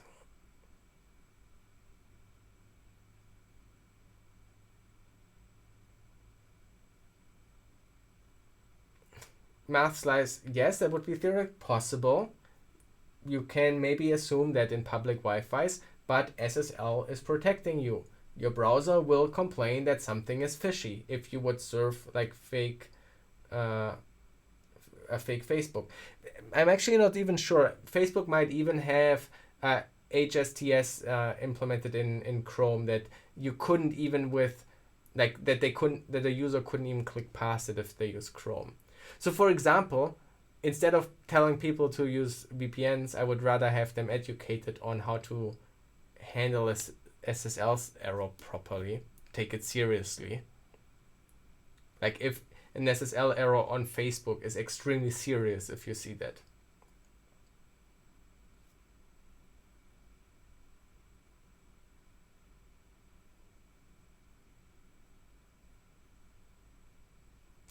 I don't have planned to go to DEF CON.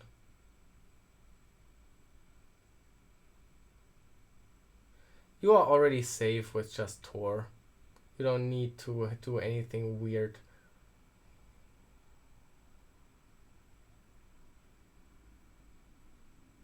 Yeah. Yeah, the traffic correlation can still screw you up, right? But that's... Yeah. Yeah. That is already pretty targeted then.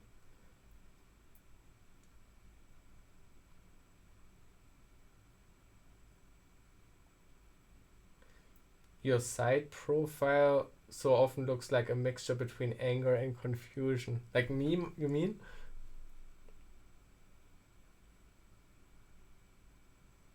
I don't have a... So he looks German. Maybe I'm more German than I like to admit.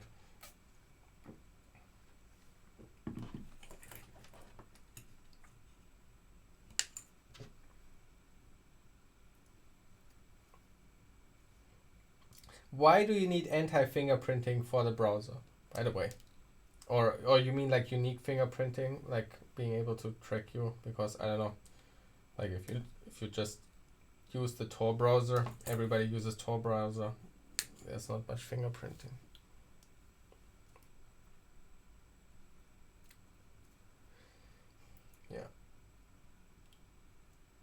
Yeah, and typically it's also other fuck ups that actually screw you up with Tor, right? So there was recently like this case in Germany with this guy that was running like this forum, this darknet forum where you can sell and buy like drugs and stuff like that.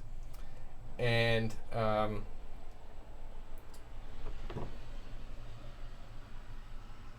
how did they get to him?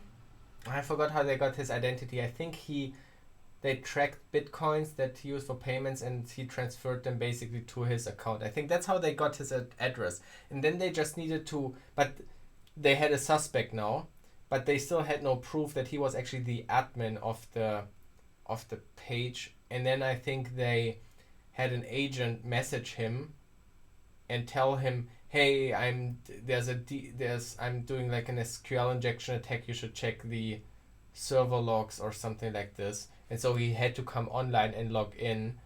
And when they knew that he was now logged in, that's when they raided his apartment, and then they saw that on the PC that he was logged in. So that was somewhat traffic correlation because he was also connected via Tor. If I remember correctly, that's how I think it went. I'm not 100% sure. Are you still not using the wire stripper? It didn't work. We tried. The problem is it's damaging the wire. It's stripping it weirdly. It was not working. But Toby, to make you happy and make my wallet unhappy, I ordered a FLIR camera yesterday. Oh, fuck my life.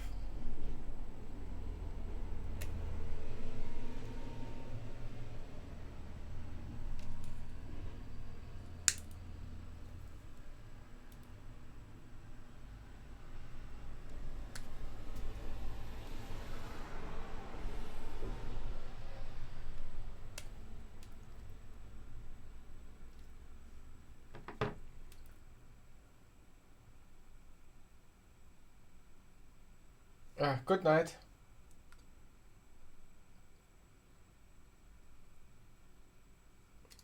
Sorry, it's too fast. Say you visit a website both with your ISP IP and with Tor. They can match requests and have a better chance of finding your IP. Yeah, but I don't know. I think that's pretty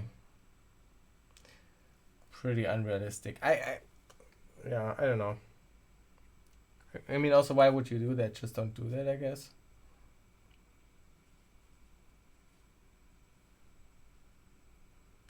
But I don't know. I'm not sure. Have there been any cases where just by Tor, where we know that just by Tor correlation on that kind of like level that they actually got somebody? Usually it was always some kind of fuck up, right? Like they traced the payments back to their real account, or a person accidentally, like the VPN or the Tor, like fucked up once and they accidentally visited the page, some page with without the browser or something like that. They revealed some, like the LulzSec people, they were talking like in, I think this one guy in the UK, they got him because he mentioned that he had that he got caught by the police with weed, and so they were able to narrow down like the list of suspects to like a couple of people, just because there weren't that many people with that kind of weed thing in that week or something like that, you know. I think those things are more likely to just screw you over.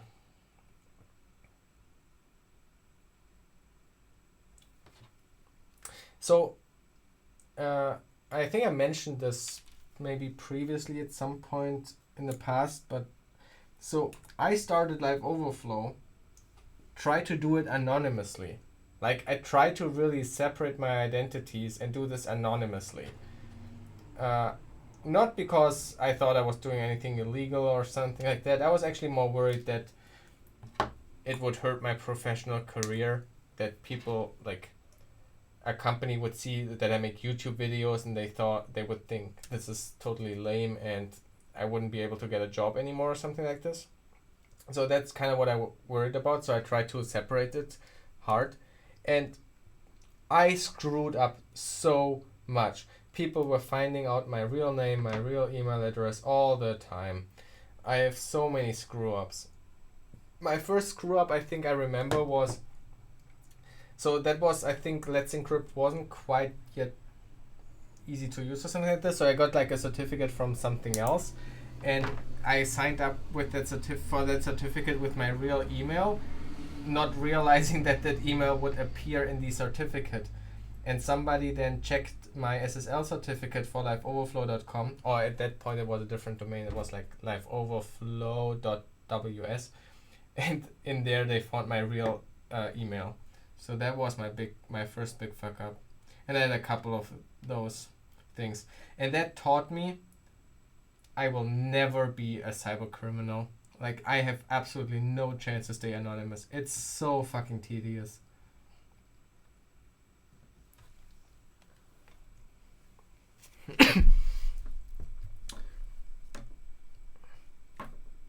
Oh, sorry, there's a bit of a backlog. What is your opinion on drive encryption? Oh yeah, that makes totally sense, I think. Do you have some electrical tape? Yeah, sure. For what?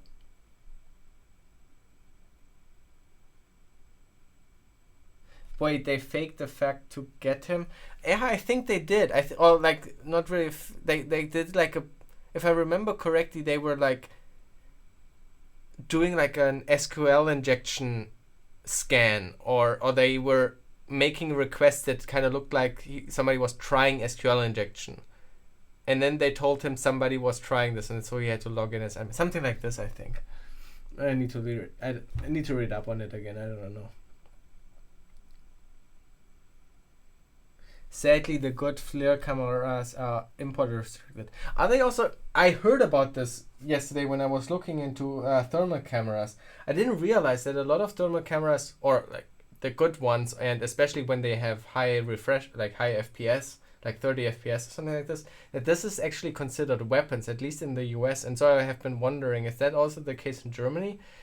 Are good thermal cameras also considered weapons in Germany as well? That was really surprising. I didn't realize.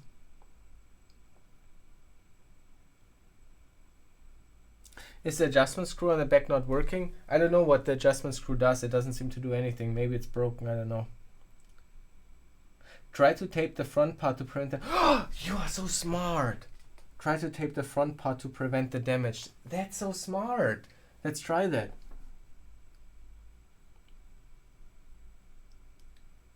What about redirecting the legitimate request to say facebook.com? How would you do that?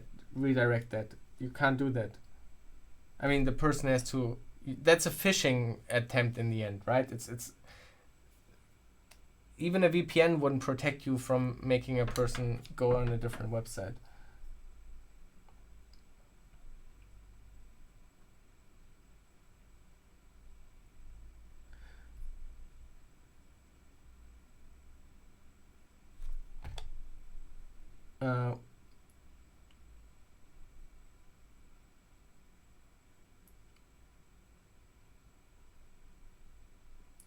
Yeah, exactly. More still, but also mentioning, like, if you would want to redirect from facebook.com to facebook.com or something like this, that is an HTTP response that already needs to be valid by SSL if you want to go that route, for example. So, that wouldn't work.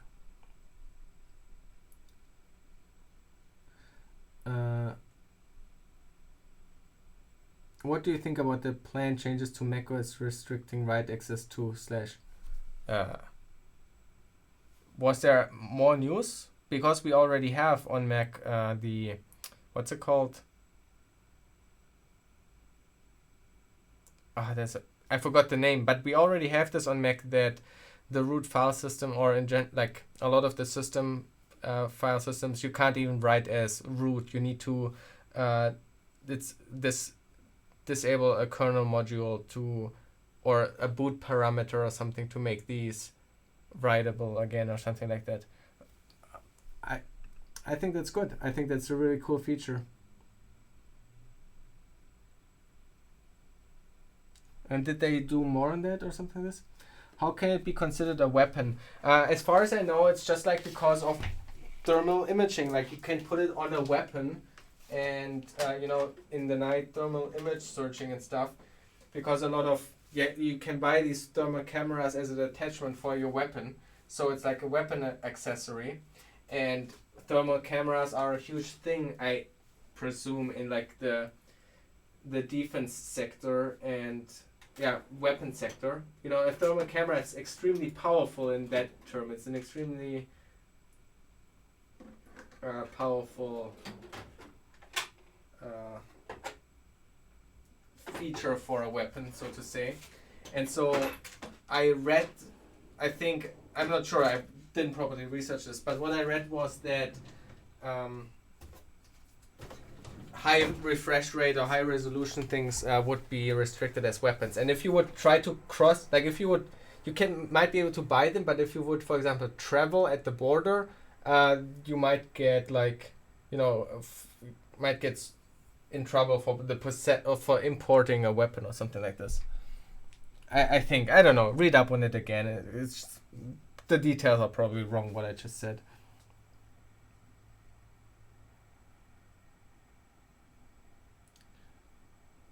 Want to learn cybersecurity? Where should I start? I know program basics and computer mid-level info.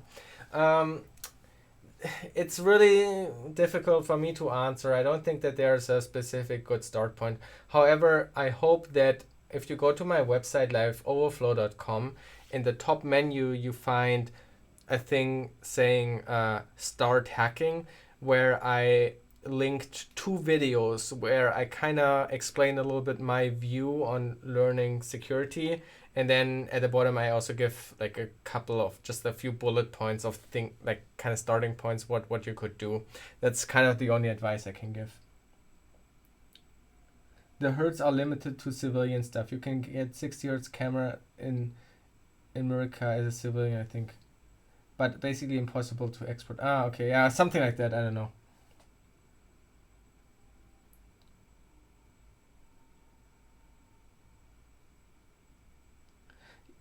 The system integrity protection, yeah. Right now it's a system level thing. They are going to do it at the file system level. How do they do that? I mean, the file system is also just a kernel module or something like that. Okay. But does this mean that basically, if it's a file system feature that you can enable, that means like an application could, for example, also protect its own folder and mark that with that protection that, for example, only itself can write there or something like that? Is that the reason why they do that?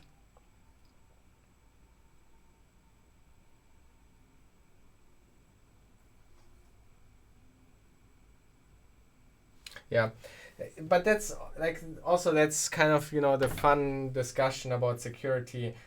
Unfortunately, restricting devices and really locking them down is pretty good in some way for security. Sandboxing it properly, no access to the root file system and stuff. That is just in a lot of ways very, very useful.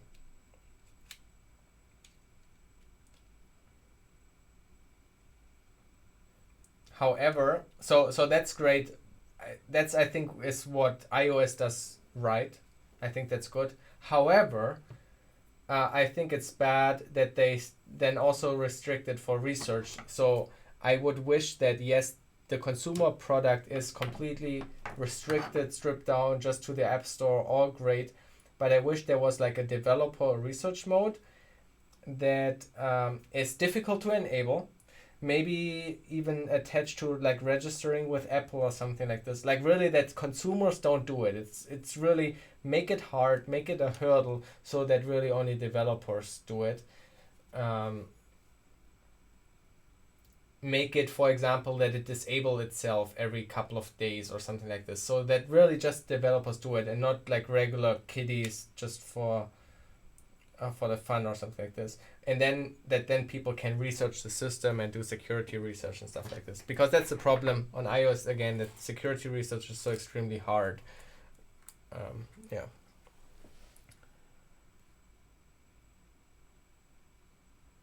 As far as I know, they want to do it in a similar way as in iOS, so they restore a snapshot in every reboot. You can complete, but you have to disable it on every reboot. Yeah, I don't know, sounds interesting. I'm curious. So let's test this. I attached the wire. That seems like a really good idea. Oh my gosh, it has.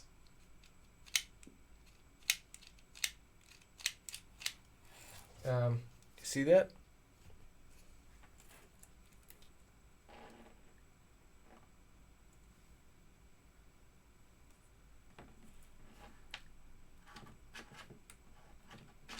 Like it's just slipping through. It doesn't hold it.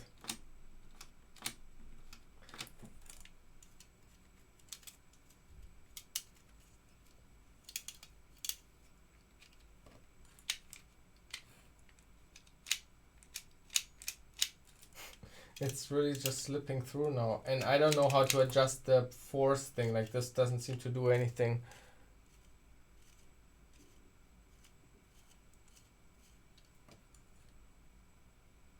Every few days. That was just a theoretical comment. Like I don't know what to figure out. It would be like somebody has to think about it more properly. How's the project going? Fine, except that my wire cutter doesn't work. It makes me really sad.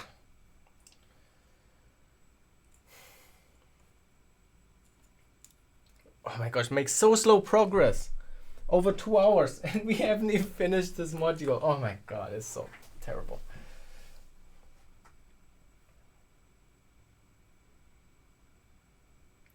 They are mounting most of the OS folders as read-only file system and combining it with read-write file system for the user's files.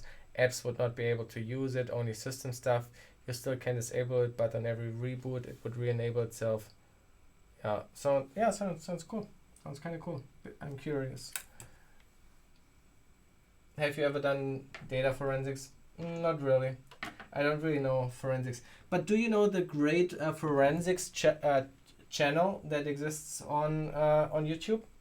13 Cubed.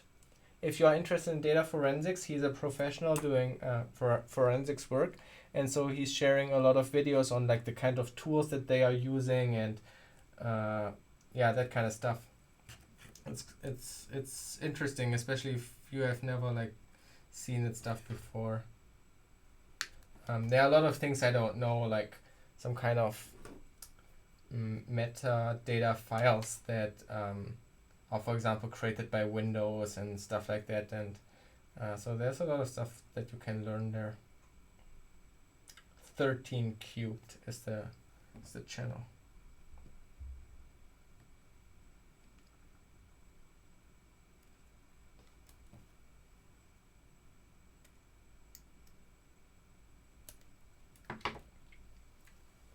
Yeah, Davis Richard.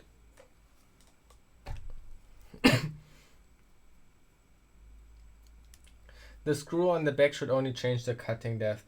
Yeah, well, we explored it earlier. It doesn't do anything, so maybe it's broken. I don't know.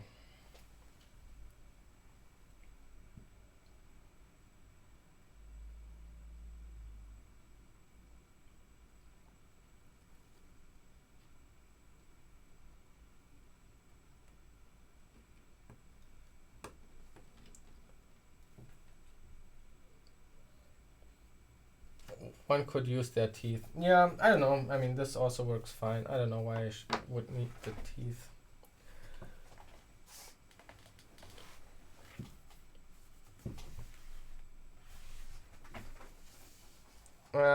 Did you buy the kit from the site or did you buy every component separately? If I would have lived in the US, I would have just bought the kit just because it saves time and then you got everything. But the shipping is extremely high to ship it to Germany, so I decided to buy most of the parts from a German store. and but I did import. I couldn't find these wires in Germany in German stores, so I imported those and the breadboards, because those are also the breadboards Ben Eder is using, and apparently they are good quality. So I decided to import those things. The other stuff is bought in Germany.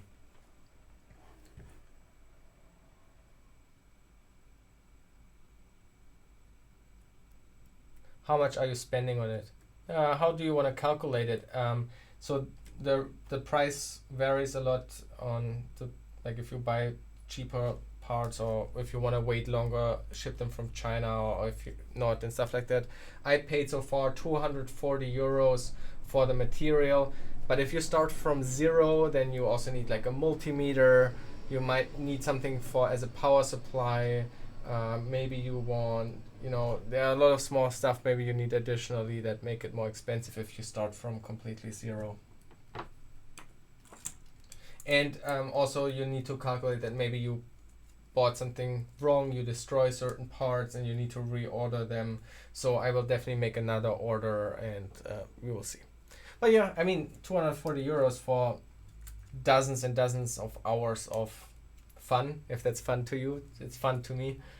So it's definitely worth it. A Lego set would be also fun, but I would get less time out of it. So this goes from here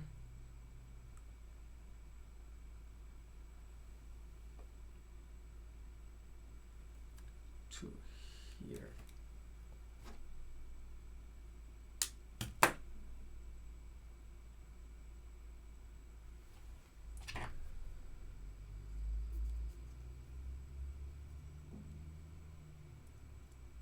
Yeah, exactly. It's not only fun, but it's a knowledge you gain, and of course I also do it on stream, so it has like some use for me as well. In that sense, it's kind of fun to hang out and do this. Otherwise, it's also meditative in some way, like if you are just interested in building it yourself. It definitely takes a while, so you need to understand that this is not a weekend build. Like, this will take you a couple of weeks and many hours of work. I'm also a bit of course distracted by chat and stuff like that, but we are now at maybe like 18 hours or so, and we only got like 2 modules finished.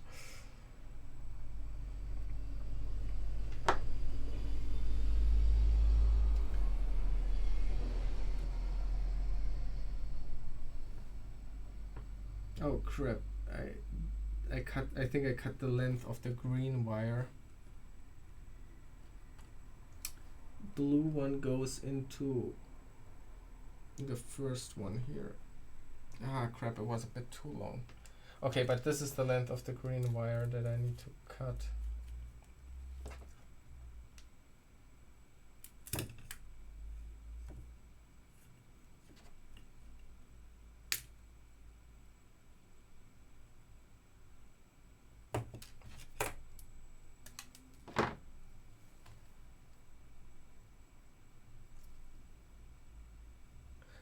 I really can recommend the Knipex 1242195 multistrip.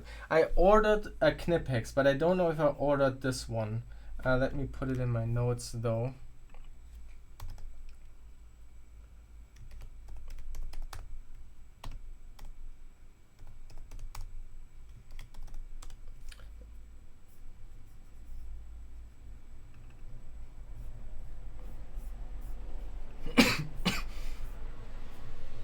Okay, thanks for the recommendation. I will check again. You should do something similar with Arduino too. What do you mean? We actually will also use an Arduino in this project, because you need to program, first of all, you need to program like the EEPROM. That has something to do with like the decoding of the instructions. I think it's like the microcode or something like this that we are making there. I'm not 100% sure yet, because I haven't really watched it. But we would have to always program that by hand when we turn it on, and so we can automate this programming with an Arduino, and the same way with the RAM. If you want to program a program on it, you would have to program the RAM by hand. And so we could also build an Arduino that automatically writes the program into memory.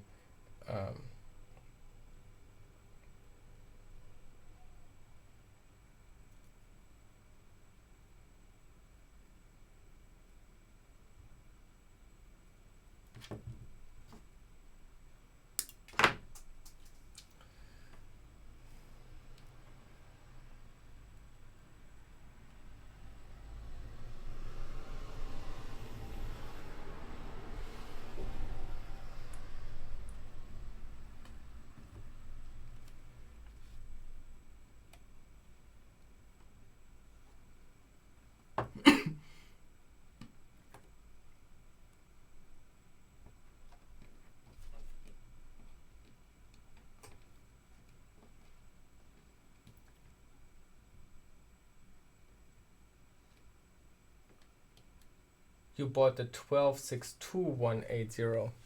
Wow, there are so many different versions.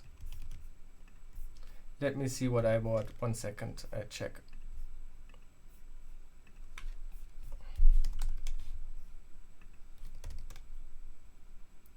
I think your cable strip is missing the clamping jaws. No, there were clamping jaws. The problem was that they were made out of metal, and they were actually damaging and cutting into the wire. And then somebody suggested to put electrical tape over them as a way to take off the edge that is damaging it. But that seemed like an awesome idea, but it turns out that it makes it just slippery and it can't hold it now anymore.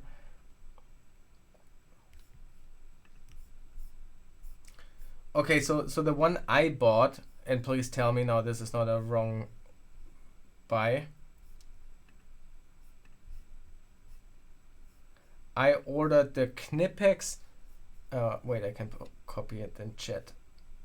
Is that a good purpose, or should I already return it or something like that? I'm not. Hopefully, I didn't do a bad purchase. It was so expensive too. I bought this one here.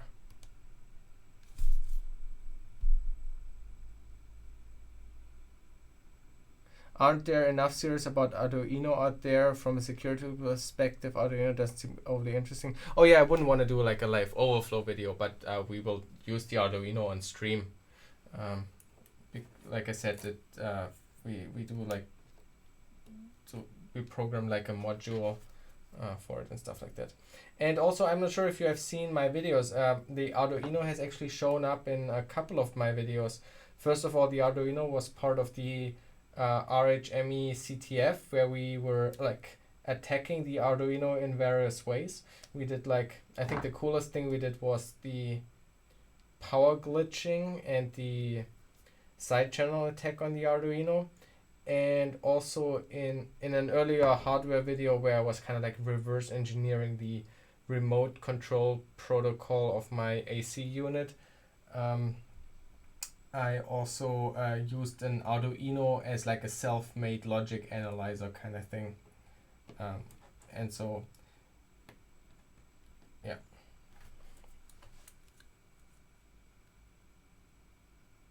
Keep it, should do the job. Okay, I'm looking forward to it. But stupid Amazon delivery. I ranted about it the other day already. But if you order as business on Amazon, Amazon is unbearably slow. It's so slow. I'm so used to like my personal account with Amazon Prime, and so having to wait a week for the delivery is like insane.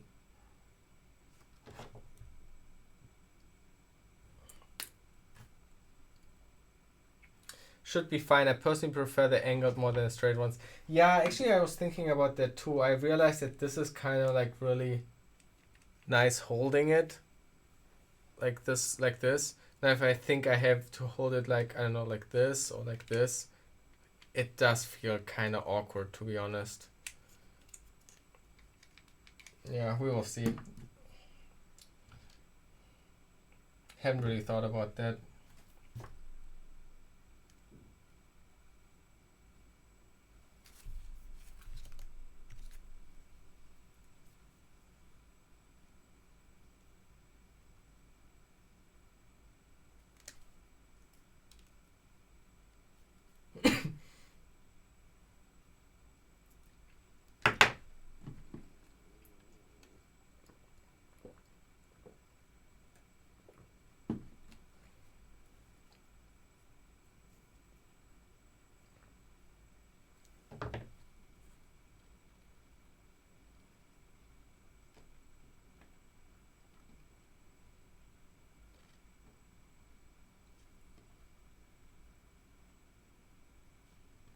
So, is anybody also considering building it?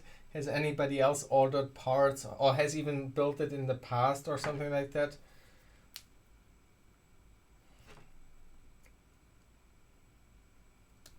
I think I remember one person saying that they placed an order. Was it you, Toby? Did you order parts? Or what? Or am I remembering something wrong?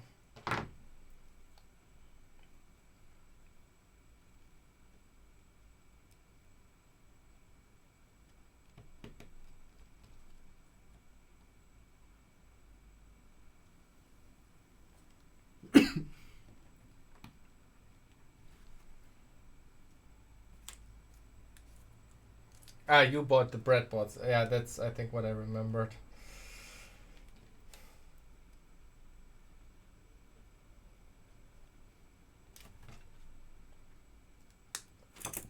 By the way, Toby, I actually have a friend from university who used to name himself Toby Plus on social media. So when you were coming in as Toby Plus Plus, I for a while assumed that you are actually my friend from university, until at some point you wrote something that made me realize you are definitely not that friend. But it's a funny coincidence.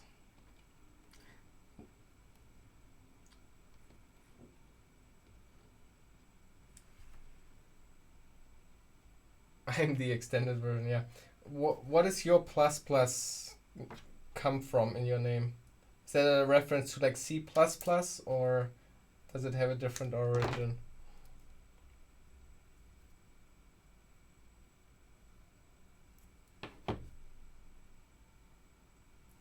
I remember when I had to build data lines on my uni logic circuits course.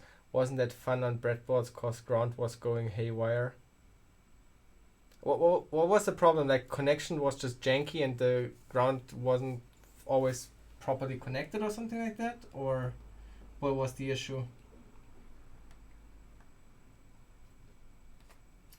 See now here how you have to, because you have so many lines in parallel, you need to, you put them all in the same row. And so they're kind of like under each other.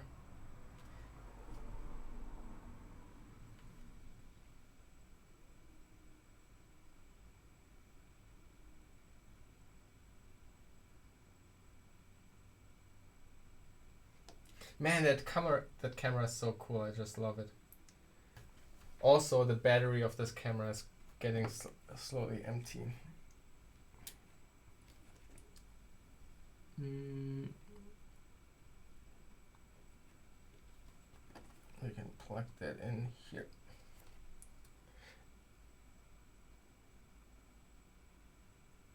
I was thinking about to order the parts, but then realized that I have some unfinished projects on my desk, so maybe later on.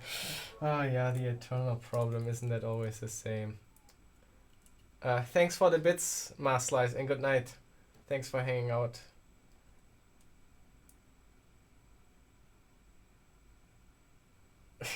Yeah, I also have no clue about the template syntax in C++. I've actually never really programmed C++. Still kind of a to-do of myself.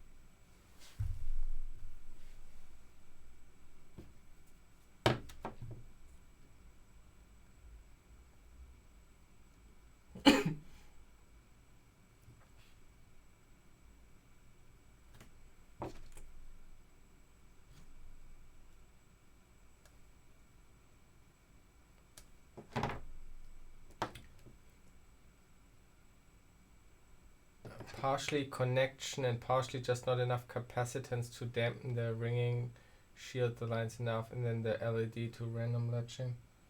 That sounds awful.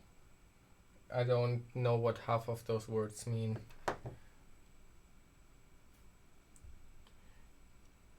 Yeah, so I also like I mentioned I mentioned it several times. I haven't watched the whole series yet, so I don't know what exactly is coming up. But I did click a few through the videos, and I also watched a couple of people who were building their versions. And I just happened to click on one YouTuber who said that they use breadboards that had also some connection issues, and it was really annoying. And that Ben Eater was using higher quality breadboards that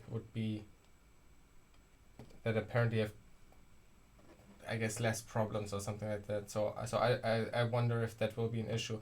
And also the voltage drop, if you connect from breadboard to breadboard the jumper wire, that would also just be to here these jumper wires and just connect them all like that also the voltage drop would be too crazy. We actually measured yesterday, from up here where the power is coming in, you measure 4.98, then you measure here, it's 4.97 or 5, and then we measured over there, and then it was 4.90. So yeah. So it's a good idea that I've heard is when you take a kind of a thicker wire and actually solder connections to it, so it's not metal to metal with air and stuff like that touching, but actually solder a long wire that is connecting all the stuff together with then pins inside of here, that all of the breadboards get the best possible kind of connection directly from the power supply.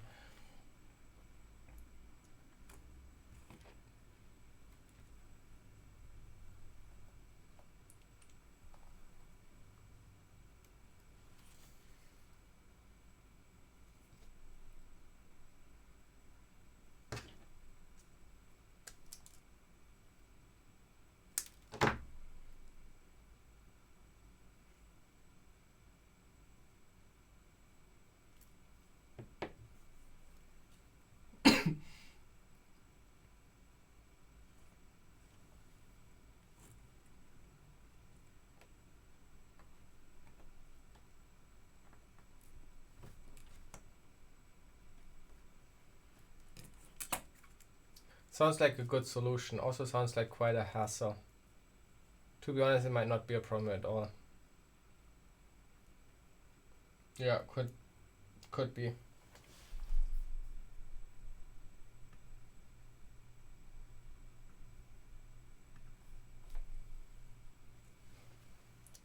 Hey, Mr. J.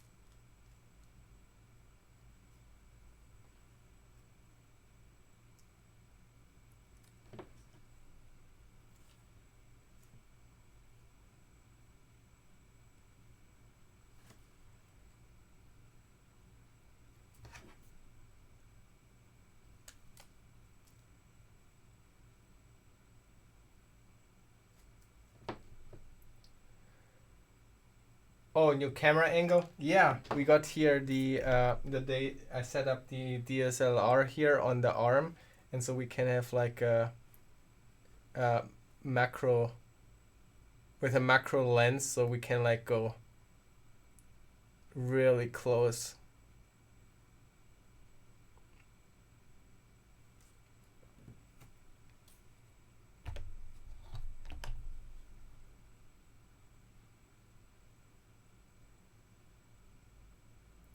You could also create a star ground construct where one point connects all GND wires. Yeah, I mean that's basically what we are doing. That's a star from the start of the power supply, and then you have that wire just going out to all the single ones.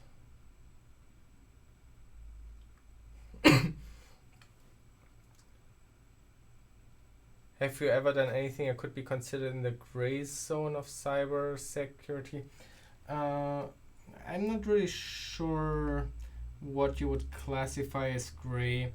I mean, if you go like very strictly by the laws of Germany, a lot of stuff you are doing is theoretically a little bit in the gray area. If you're taking that legal argument in terms of Germany, every country has different jurisdictions, so just testing around a little bit on the website could already be gray. But if you're talking more like actually kind of like criminal, like for profit, something something like that's not too crazy, but a little bit light or something like this. No, I've never done something like that. I have definitely done stuff that I'm not like proud of, and I wish I hadn't done, and I still feel bad about. And these are maybe things I want to talk at some point about, because I think like ethics and considering the harm something can create and stuff is extremely important to me, and it's something I want to talk about. And I have obviously my own stories, but I think these are stories for another time. I want to make like a nice like YouTube series maybe about like the ethics or something like that. Have some ideas for that series that I want to do. So yeah, it's something I will talk about at some point, I think. But it's nothing cool. It's like it's not like I have like a hidden identity as some kind of vigilante hacker or something like that. What do you think about mobile security? Do you have an opinion whether iOS or Android is more secure? That is actually a very, I wouldn't say a good question. It's kind of like a bit annoying, to be honest. But it's a question I could talk for hours about, because there's no simple answer. And it's a little bit like the VPN discussion, to be honest, in the sense that it gets quickly very complicated and very nuanced, and a lot of different things that have to be considered. Wait, what? Oh, okay. And yeah, so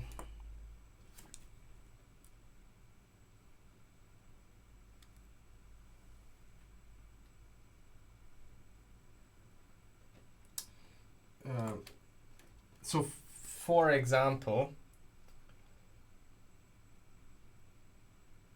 oh my gosh, do I actually want to go into this now? I actually made a video about this.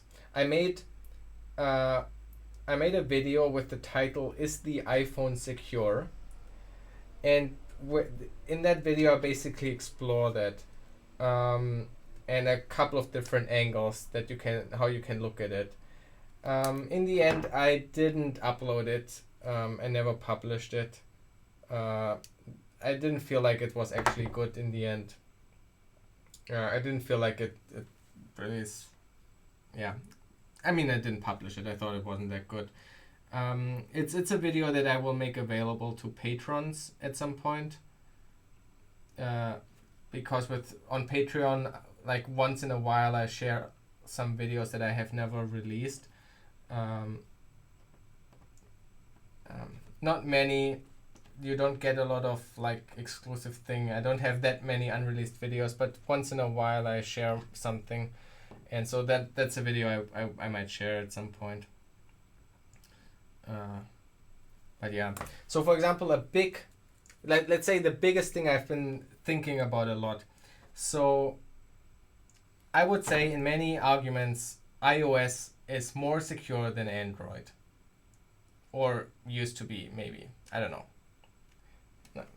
Let's pretend for a moment iOS is more secure than Android, okay? Let's just say that would be a fact. Now, just because iOS is harder to exploit doesn't necessarily mean it's actually the better choice for people, or as a choice, because you have to consider that the iOS market is extremely homogeneous. Like there are just a handful of different devices. On Android, on the other hand, you have an extreme device fragmentation that makes developing exploits extremely difficult. So if you have an exploit for iOS, you know this exploit will work. That exploit might be 10 times more expensive than on Android, than an Android exploit, might be 100 times more expensive. You know, the difference might be 100,000 versus a million, right? That is cost. But the thing is, you know it will work. These devices are all the same. If you have a reliable exploit for iOS, it works. If you have a reliable exploit for Android Pixel 3, then it might not work on Samsung, or it needs to be adapted, or for sure it needs to be adapted, and it might be easily adapted, or it might not even work, right? Different baseband chips, if you have exploits that start with the baseband and then escalate to the main CPU and stuff like this, these things work. You can implement it on iOS, and you know all these devices will it work against. On Android, you don't know. So, you know, yes, exploits are more expensive, might be more difficult on iOS, the research, than on Android and all that kind of stuff. But if you are a nation state and you want to target people, then in some way it's way more reliable to buy a very expensive iOS exploit because it will always work versus Android that is unlikely to work. And so the conclusion you could draw from that is that iOS is more insecure just because the likelihood of a weaponized iOS exploit is higher than the likelihood of an weaponized Android exploit. I don't know. Like, we don't know, right? This is also data that we don't have as regular people, but it's something we can like theorize about.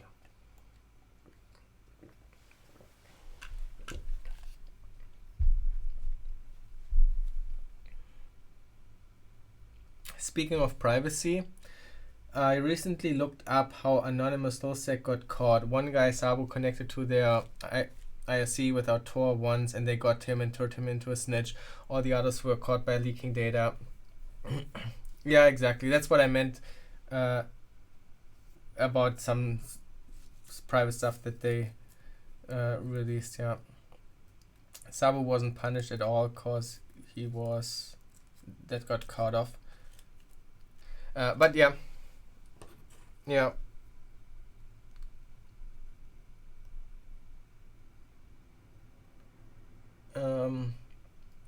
The clock frequency was already answered. Currently the clock module is running with 500 Hertz. I don't know if that will be also the max thing the circuit can handle. Once we have it built, we can definitely try out higher clock cycles and see if the CPU starts to glitch or whatever happens, and how high we can actually do it. The subscriber count there in the background is the La metric. It's this overpriced thing every YouTuber has.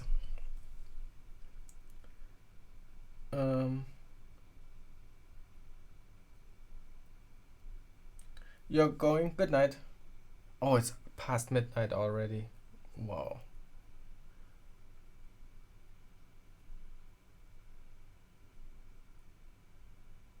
To make a simple question, what would you choose for personal or business use if you have to choose now?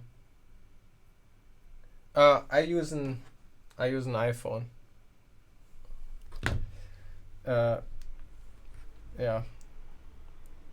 But I mean, for business, for work, I also have here an Android Pixel and stuff like that for testing.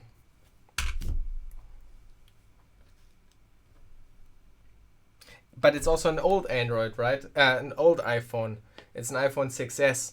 If I would really care about security, I would always want to be on the latest, newest iPhone model and always update when it's there. Maybe even go with the beta releases or something like that, maybe. Because if you stay ahead, because the research is kind of slow, right? Like the development of these jailbreaks might lag behind maybe a little bit.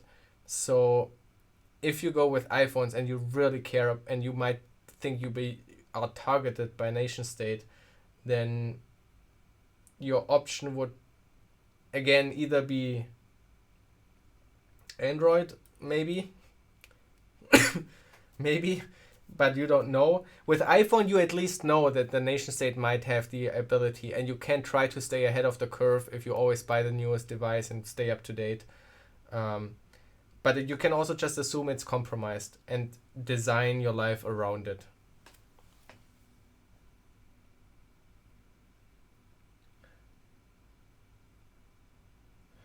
Oh, this view. So this is supposed to be the view account on Twitch, but it's not working, so I don't know what's going on. Should the stream not be under electronic? Well, we are also just chatting, aren't we?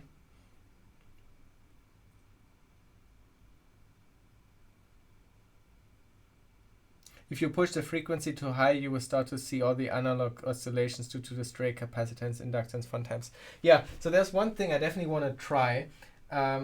If you have watched my series on, the RHME2, the hardware CTF, there was a fault injection challenge where we glitched the Arduino to break out of an endless loop. So there was an endless loop, and by inducing, like dropping the voltage for a split second, we were able to glitch the CPU and make it break out of that loop. Basically, we calculated a wrong comparison in that while true loop or something. And so, I kind of want to try this on here, like implement an endless loop, and then try if we like increase the clock frequency a lot or something like that, if we then can make it glitch out of that loop. That would be cool.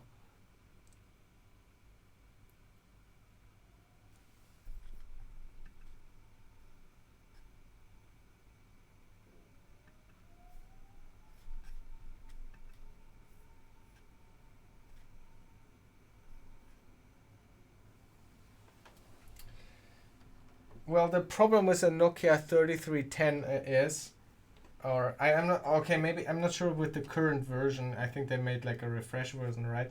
The problem is that it doesn't support LTE and only 2G, and 2G is horribly insecure. You want like LTE for voice, but then also the problem with that is also that in the end the nation state might still be able to just subpoena and wiretap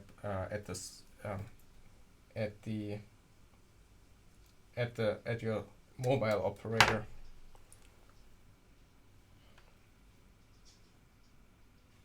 But in terms of like IMSI catcher and stuff like this, like if they have devices outside at protests and stuff, you want to only use LTE and disable any fallbacks and stuff like that, theoretically.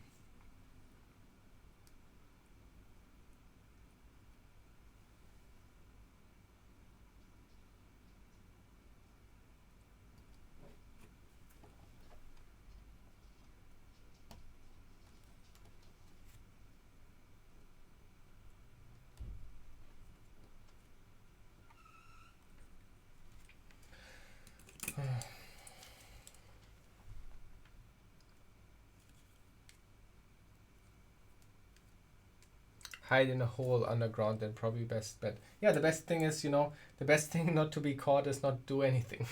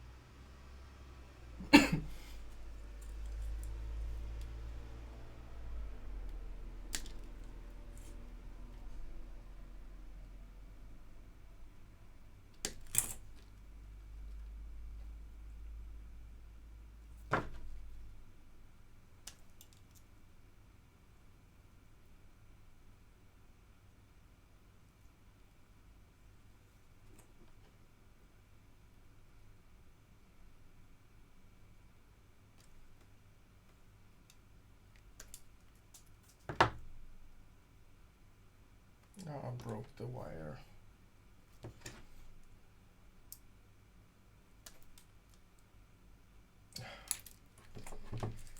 Broke another wire.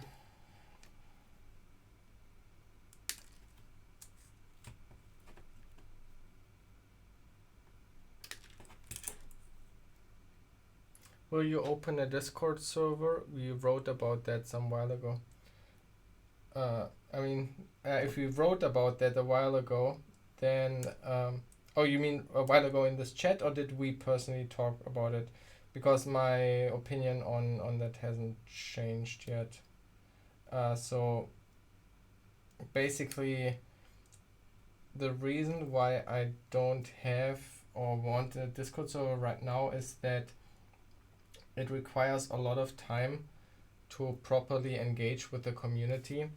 A chat room like Discord or something is a very active place, and a very active community with a lot of messages. So staying up to date is something that requires a lot of time. And if I create a community around like the Live Overflow channel, then I would also want to participate in that community, and I just don't feel like I have the time for that. It would be too distracting. I couldn't do it due diligence, and on top of that, I need to moderate it well, because I don't want any assholes in such a place. And that means moderation is a lot of work. And of course you can take volunteers, but I actually don't like to do that because I try to earn money, and I feel it very exploitative if you make people like work for free for you basically. So I don't like that part. And then on top of that, I think there are already enough security Discord servers, so why would I need to do like another one?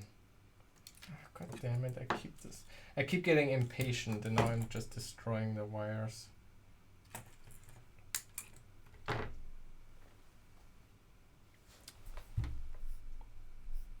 Oh, GG.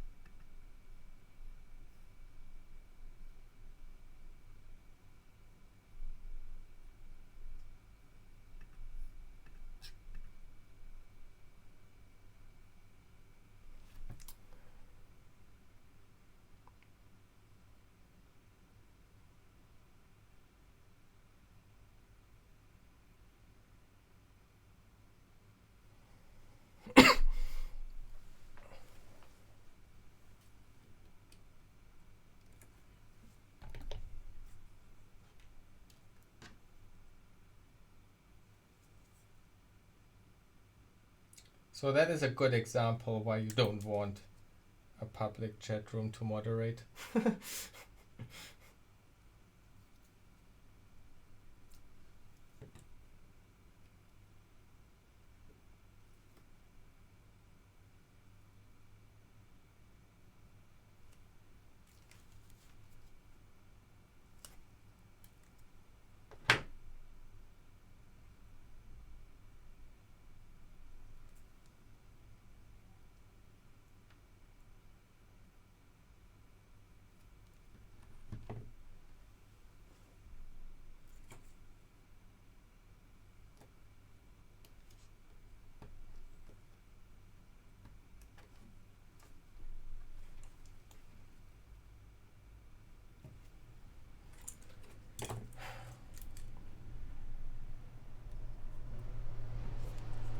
Yeah.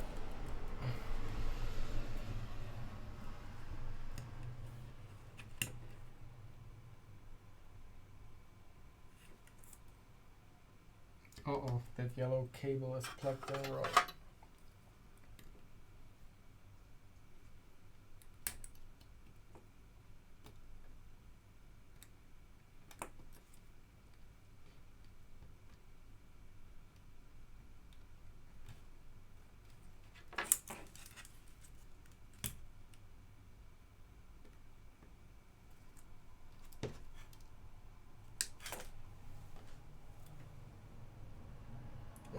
Time to go. See you next time. Bye bye.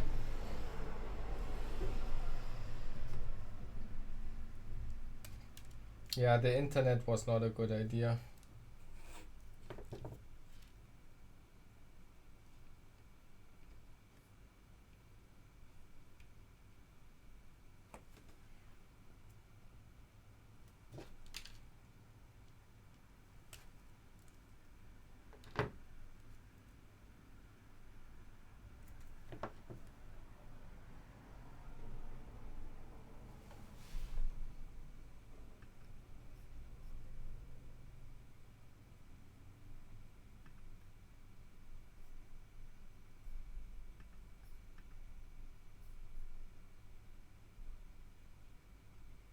Okay, I need to keep follower only chat. Oh my god. Just disabled it for a second. It keeps spamming. Sorry, there. Yeah, wait. I can. Let me do slow mode out.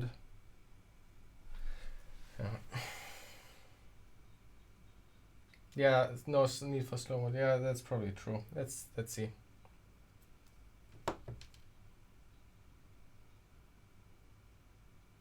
Wait, what? Thank you for following Live Overflow.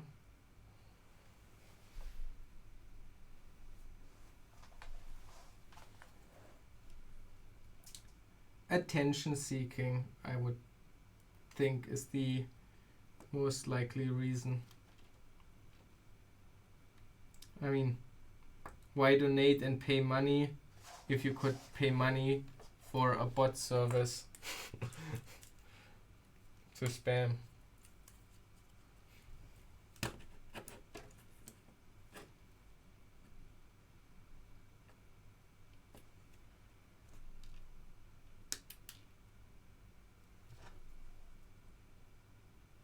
But interesting, that was my first spam.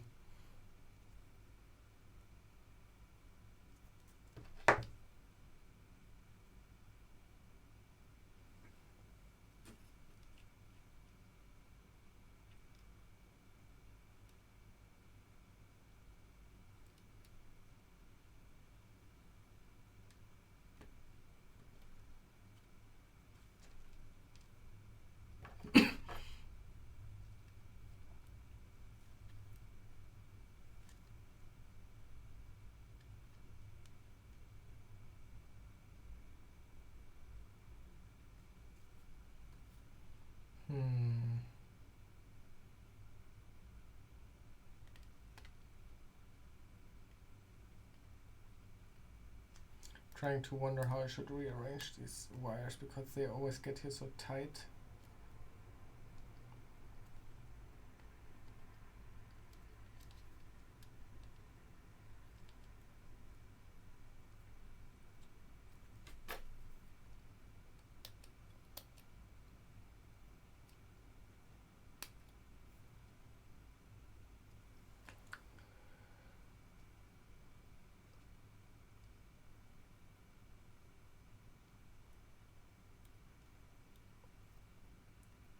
ESP32 is a great device, but I've tried to debug a basic Blink program for 2 hours.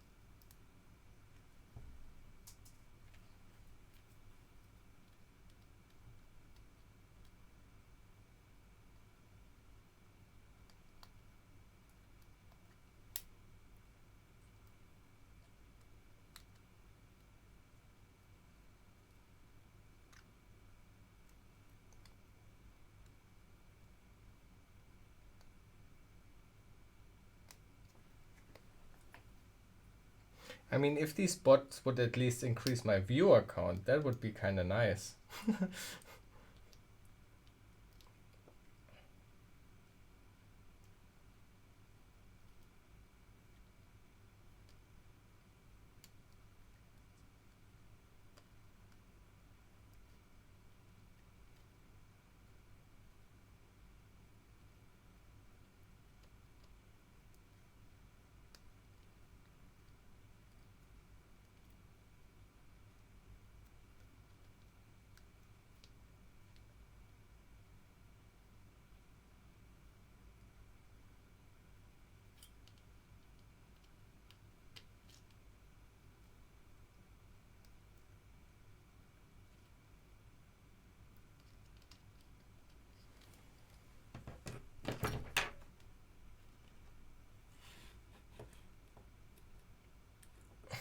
Turns out the default stack size is large enough for printf, but not large enough for printf with a format string. That's too funny.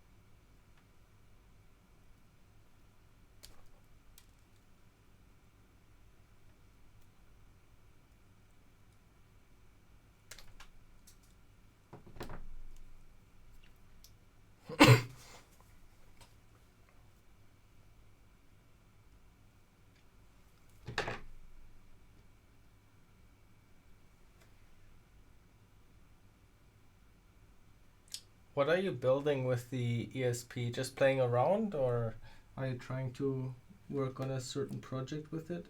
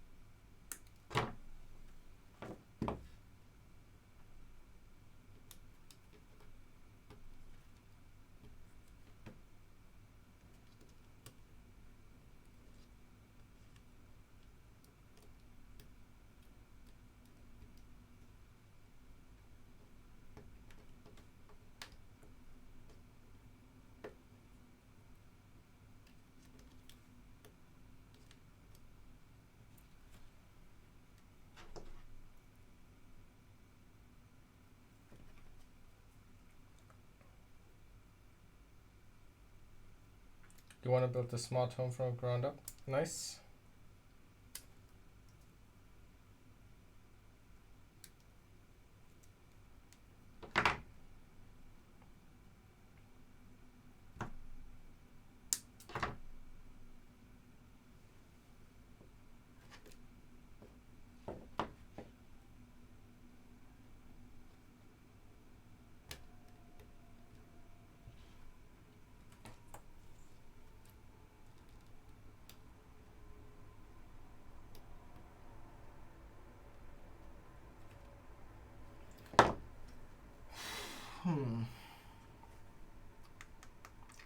think we are actually done with the module except the LEDs now.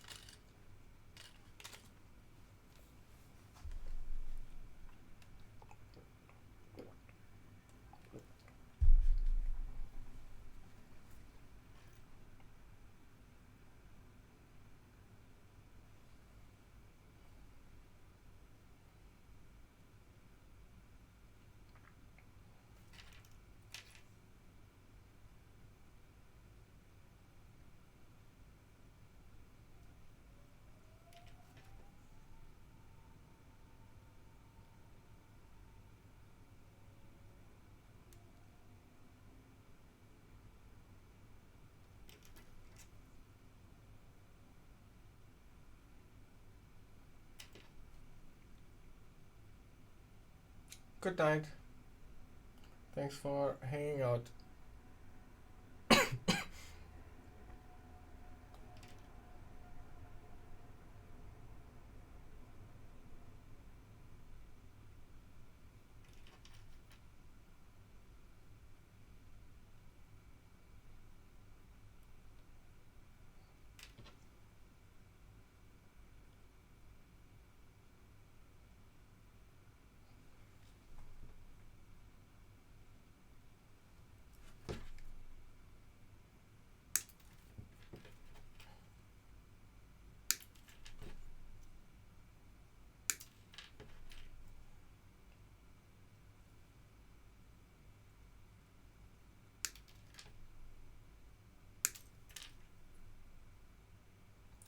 So now I'm cutting here the LED ground side because the positive side is a variable length, as can be seen on here.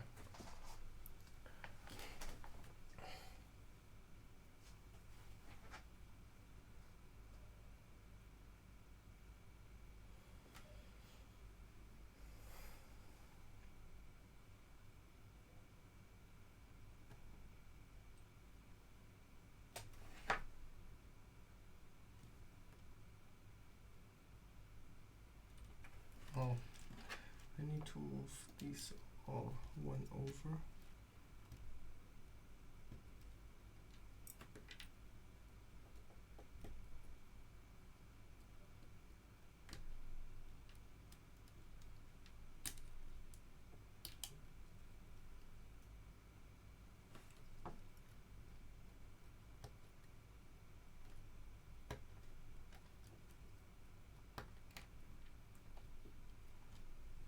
There we go.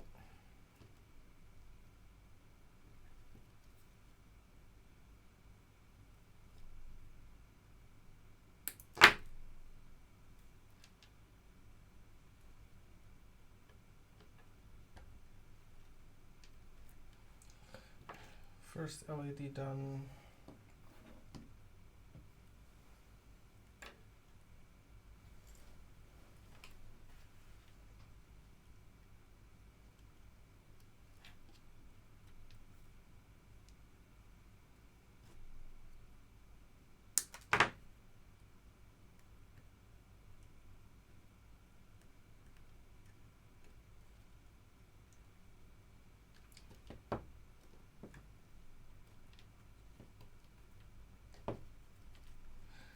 Second LED.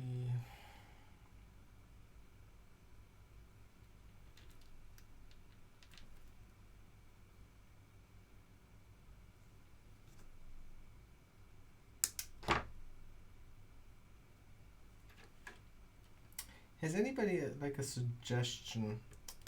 How would you handle like these times where there's like no conversation in chat and I'm just kind of quiet? Like, unfortunately, I don't think I'm like spontaneous enough to just talk about stuff. But maybe there's like a like a trick, like a framework you can use to always find something to talk about or something like that. I don't know. Does that make sense what I'm saying? Like, how can I fill the quietness?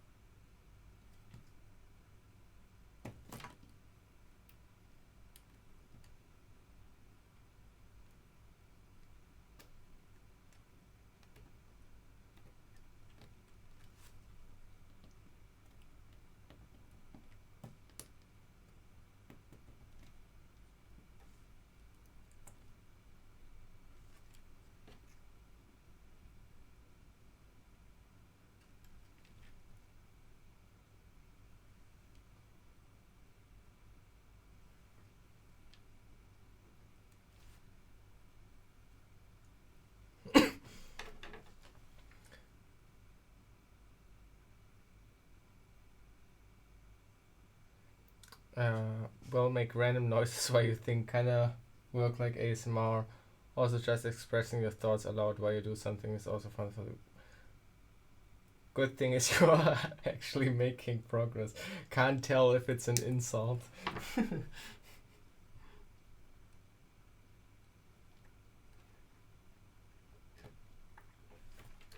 Yeah, I mean, like right now I have pretty stupid thoughts. Like, okay, I put this LED in here, and then here I'm holding it there, and then I bend it here, and then I cut this here, and I plug it in here.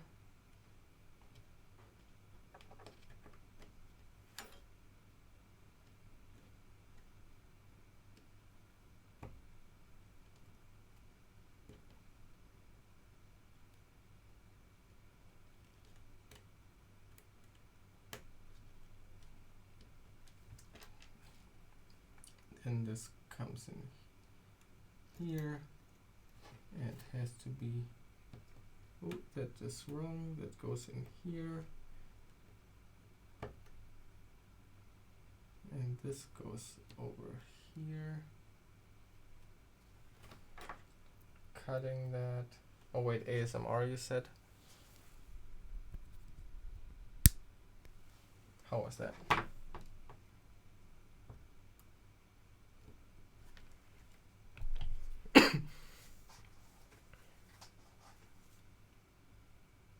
This feels good, keep doing it.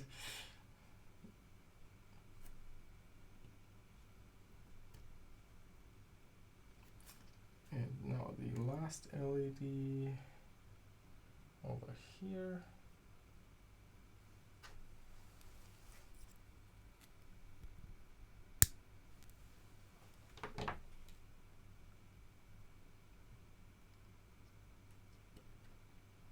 And there we go. Okay, so now the module should be done. Now let me hook up the wires. Let me see, do I have more blue one?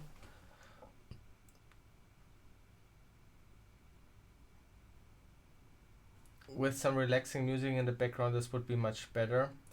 So we talked about this like yesterday or the day before or so. The reason I would like to listen to some relaxing music, but the problem of what I'm thinking is that I would not like. The advantage of not putting music is that you can choose the music you want to listen to.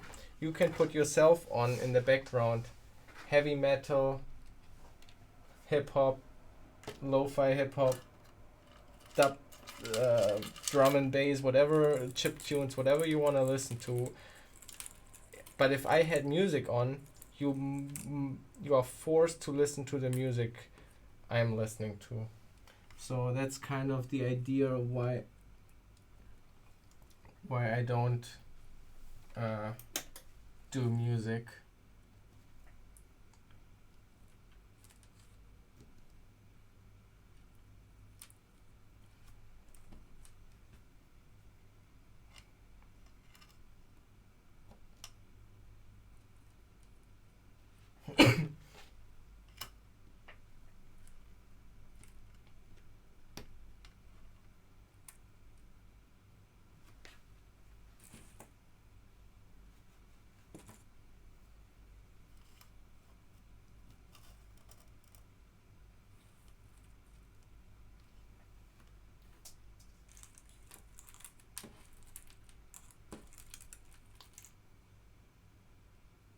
So many Twitch YouTubers so fast paced, sometimes nice to hear gentle clicking of wire cutters in silence.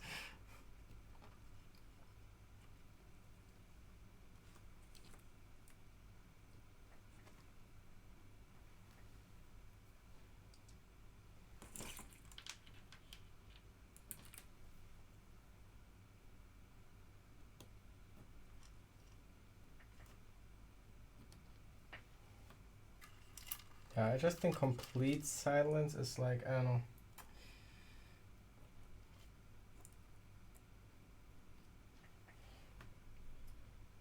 Okay, then we need some. This time, I'm not forgetting to connect the bottom rail. This was a huge issue yesterday. Cost us like an hour or so because this bottom rail wasn't connected to the power, and that screwed up everything.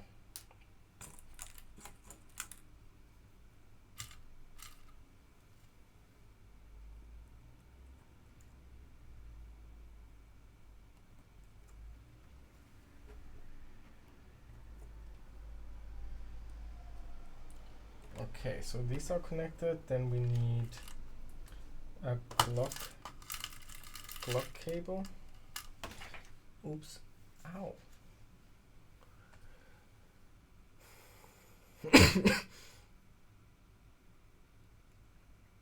No, but this way everyone can use their own and LO won't get. Well, I would worry less about the copyright strikes. I worry more about the German kind of copyright system that we have, because I could get fined for not paying for the licenses to play it. However, I would obviously just use Creative Commons music or other royalty-free music.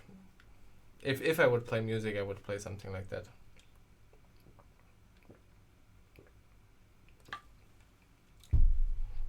Oh, that's a good way of seeing it clearly. Some other streamer always said, music is never the reason why someone comes to your stream, but definitely the reason someone would leave your stream. Yeah, that sounds like a good way to look at it. Run the computer bus on a speaker for 8-bit computer ASMR. We could try that at some point, I guess. So we need an orange cable, which we use up here. What was that? Was it the clear? I think that was the clear input. And we put that to ground, and then we have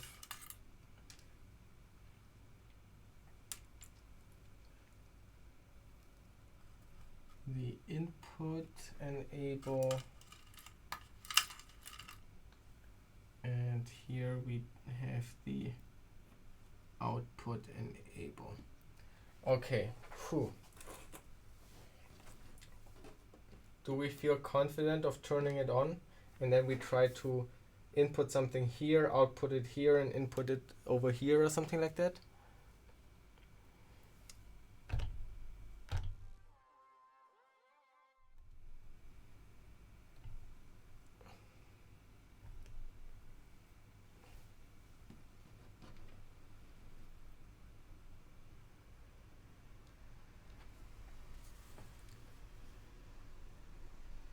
Big moments of silence could also be the reason why someone leaves. Yeah, also true. Okay, everybody, wake up. Okay, wake up. We test this now.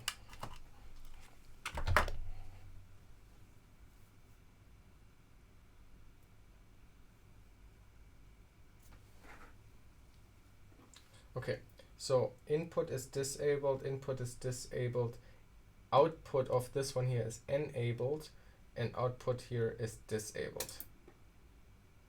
Okay, let me turn down the clock a bit, but I don't want to, let's use the manual clock, I guess.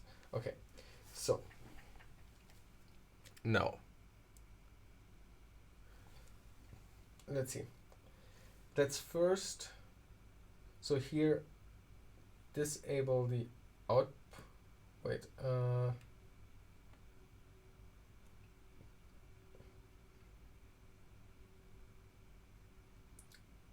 So we disable the output.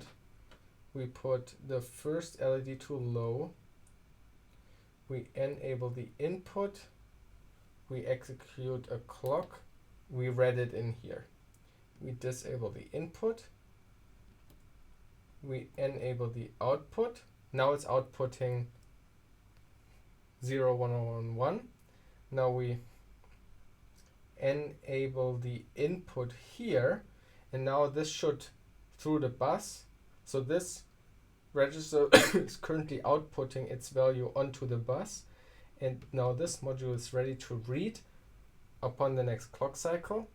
So we execute the clock. It read it.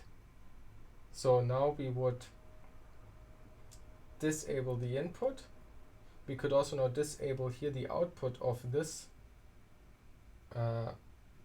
register. So nothing is on the bus, and now we can make this register output its content onto the bus. It works. Let's disable the output. Let's enable the input. Let's put like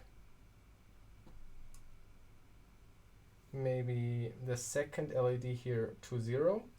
We read it perfectly. So this was currently not connected, so it was already reading a 1 again, and here a 0. Now we connected this LED to 0 on like this bus to 0. So now it read that. So we disable the input here. We enable the output of that register onto the bus. Here the second LED is not glowing. It's like here it's like not nicely next to each other, these LEDs, but the second one is not glowing. And now we enable the input of the first register. Now this value should be moved into here. It did. All of them are on except this one, so this one is off. And now we can disable the input, and we can also disable the output here and enable the output here, and we should see that value on the bus. Seems to work. It's not a camera issue, it's like an angle issue. Like, see, like depending on what the angle is, they shine like very. So for example, look at this one here. This looks now on, and if it's like this, it looks kind of off. Now it's like on. It's like an if it shines directly into the thing or not. So for example, this one is clearly off. See how these are still shimmering lightly, but this one is clearly off. And so yeah, I know it's a little bit bad on. I maybe need to look up. It would be really cool if I could find very wide LEDs that are not as pointy. I don't know if that easily exists or cheaply exists. That might be a better choice.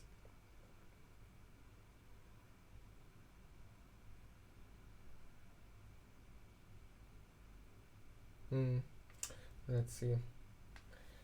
Okay, now I do want to check all the register contents here. So what I'm doing now is the disable output up here is disabled. Let's disable the out. If when they are outputting onto the bus, they get really hot.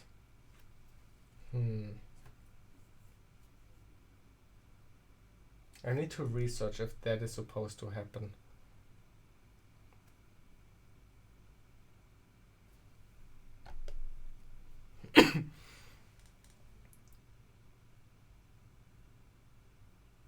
I guess a polarization filter won't really help. No, I don't think it's polarization. The issue is just the angle. Just that it's directly shining in it or not. I mean, this is not infrared, it's just red. Or polarization. Oh, sorry. Whatever. Yeah, I don't know if that would help. Okay, so what I want to check is everything is disabled here. Let's enable the input here. Let's move again to the automatic clock. Maybe a bit faster. Let's see, can we get the automatic clock also in view? I guess not. Okay, so the clock at least is like going automatically now.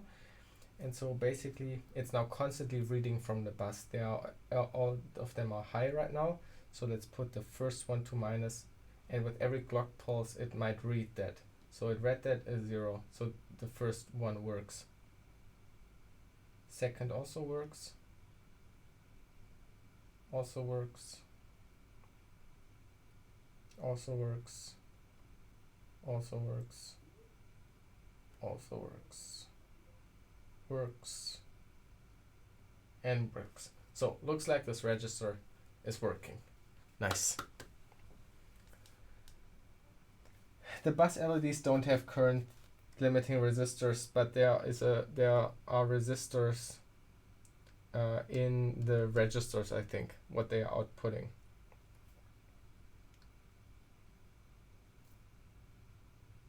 So,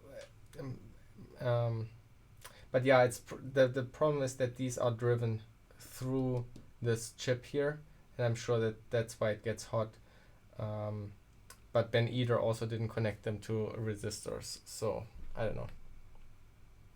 Sanding them a bit might help, or stick some tissue paper, semi-transparent plastic might help.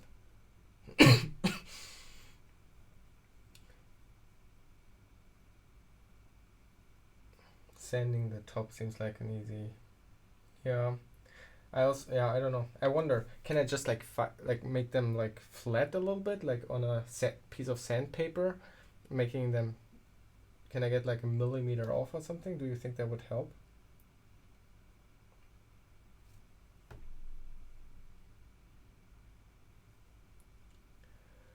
Maybe I can experiment with that at some point. Okay, I would say.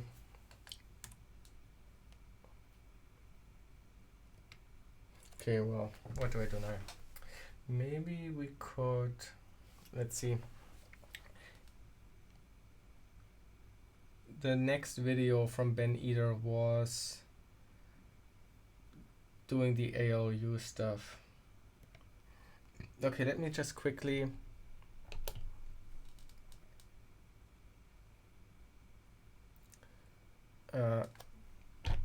look at this here. Just skipping a bit through what he's building there. I wonder if he's building the bus at some point. Okay, not in this one.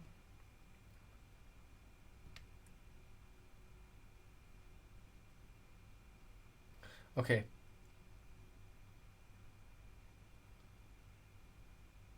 So that's kind of what I was looking for. So here's he building he took out the rails there. And now he's building the whatever in between there. Oh, that looks like another register.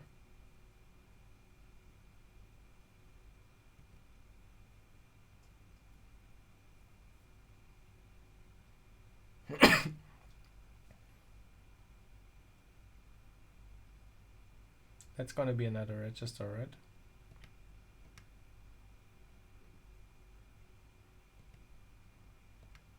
Oh, is that the sum register, I think? No, I don't know, it's like weirdly connected. Okay, we don't know exactly. It's some kind of register, I think those are the same chips. Oh no, are these the adder chips maybe? Okay, maybe that's the ALU, I don't know. Okay, whatever. But my point is we could actually build up that already. Like we could build, you know, like prepare this already, stick them together like that, and prepare the bus already. Maybe we could do that before we finish the stream for tonight.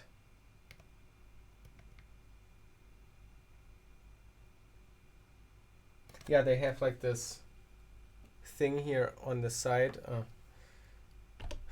This was also a concern. I didn't pay attention to this at all during building, that it's like the same orientation as Ben Eater's using it, and on like the second or third stream somebody was mentioning it, and then I checked and then I got lucky that everything was already oriented correctly. But yeah, so let's turn that off. Then let's see if we can find a good overview picture.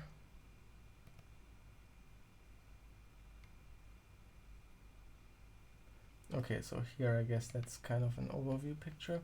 So you didn't connect the clock, but the clock was also, so this is the right side of the CPU and the clock will later be in the top left. So I guess that is fine, but we could connect these two with like the separate thing already. So let's rip out this for now. Disconnect this, disconnect this. So I guess it's easier to remove here the top side than here the LED side. So how do we do this? Because there's like this adhesive on the back side that you could peel off and stick on something, and so I guess we need to cut with a cut down here. So let me get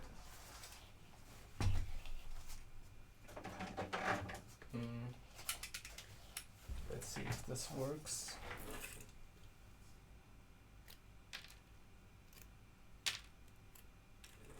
Ah crap, I have the LEDs here.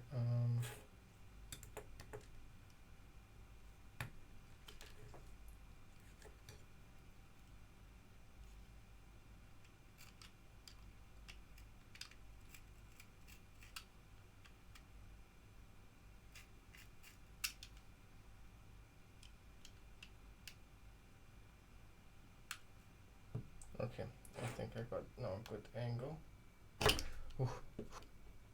I want this to look good, so I'm a bit...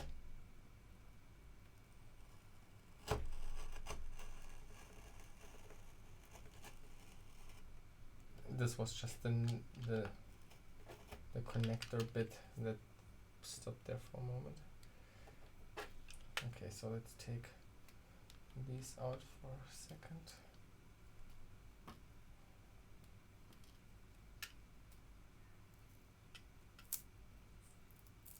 There we go, we got it. The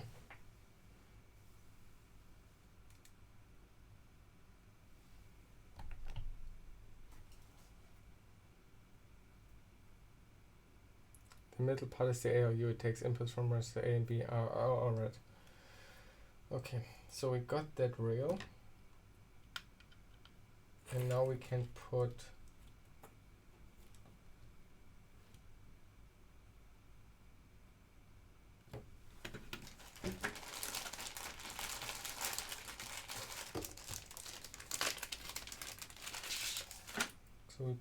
we remove here also one up here. I'm an idiot, I didn't have to remove it from the one that we were using. I could have removed those two. Well, you know, not the smartest.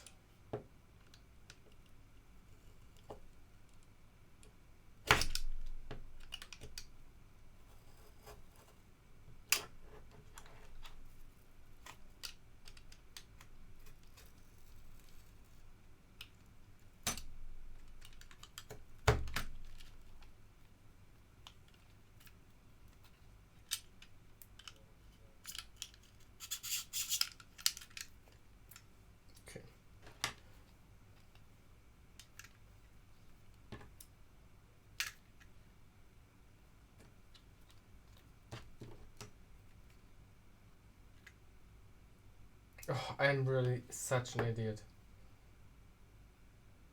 Now I removed the wrong side.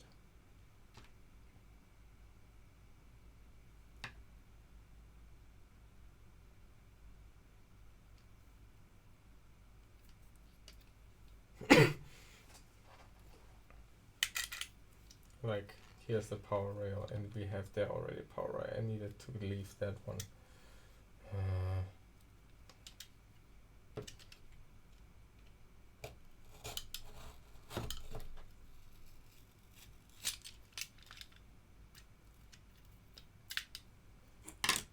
Let's actually keep that because I think we can use a single power rail like this another. Let's do it again.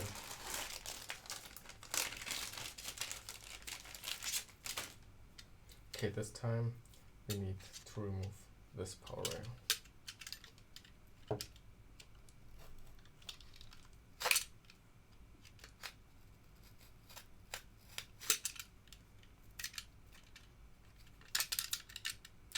There we go. Okay.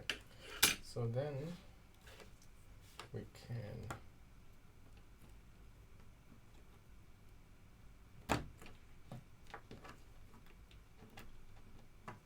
how exactly do they connect?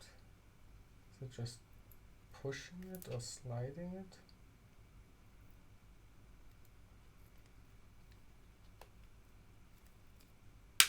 Okay, pushing. Pushing works.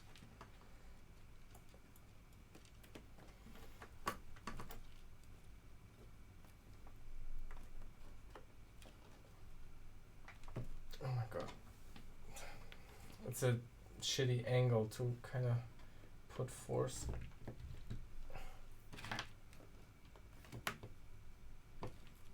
Come on. Don't be weak.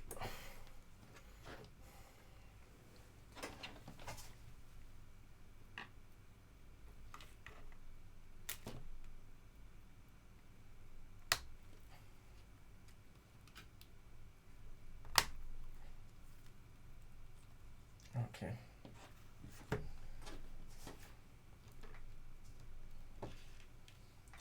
So now let's connect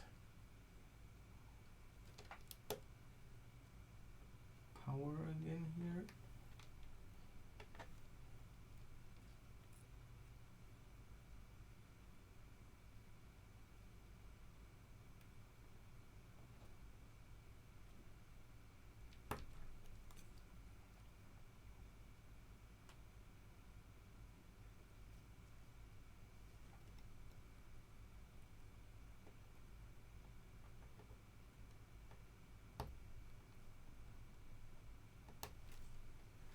Like that.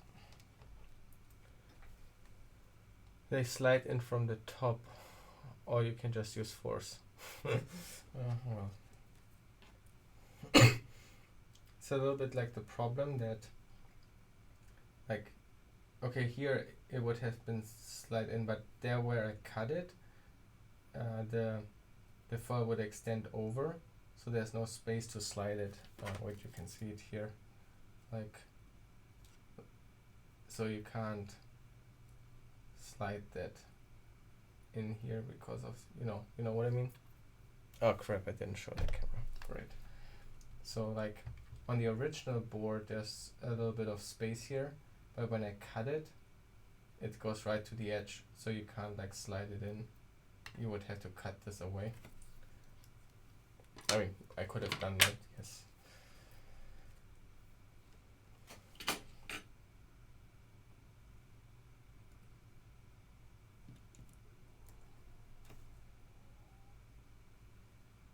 Okay, so then we could maybe also do the power rail down here with red and black. I think that would be useful. Oh, and we have now 4 of these small ones, so we could also connect them together for the bus.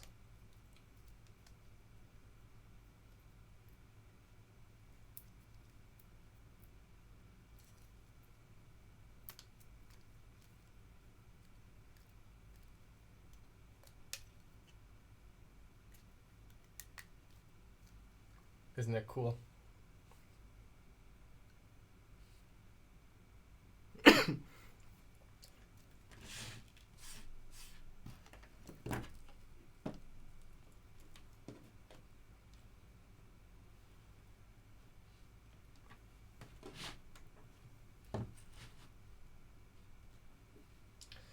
Okay, yeah, let's do the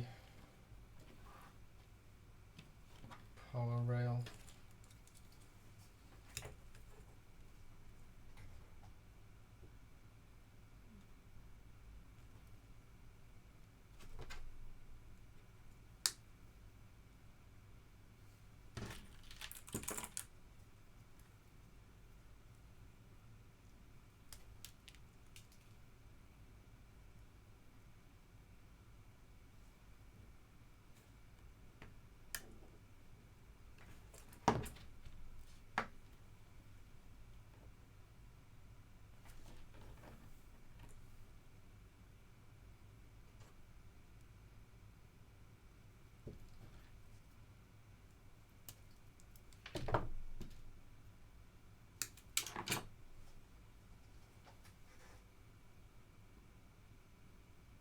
You should also snap the connectors from the rail of the bus.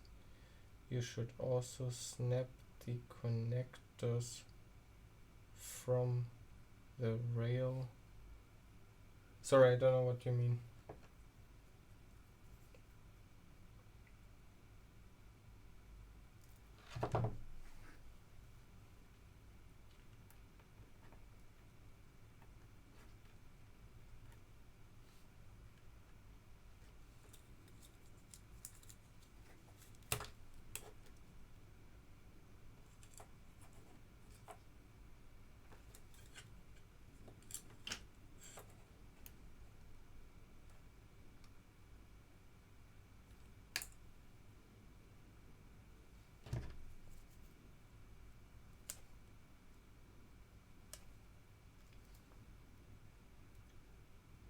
You should, or the left. I didn't realize. That makes sense. How can you snap them off? You need to like saw them off or something, or try to cut them off. Yeah, I guess we deal with that once we put something actually on the side. I don't exactly know yet. I don't know. I guess we could do this already. Oh, whatever.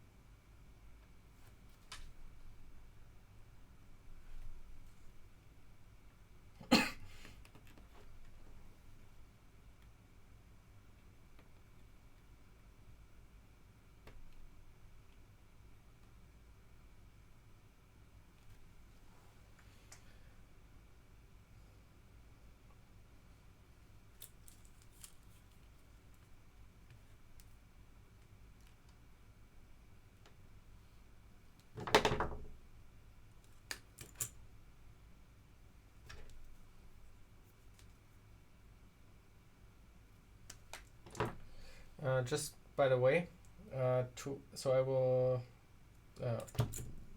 like 95% chance stream tomorrow, but I will probably not stream on Saturday.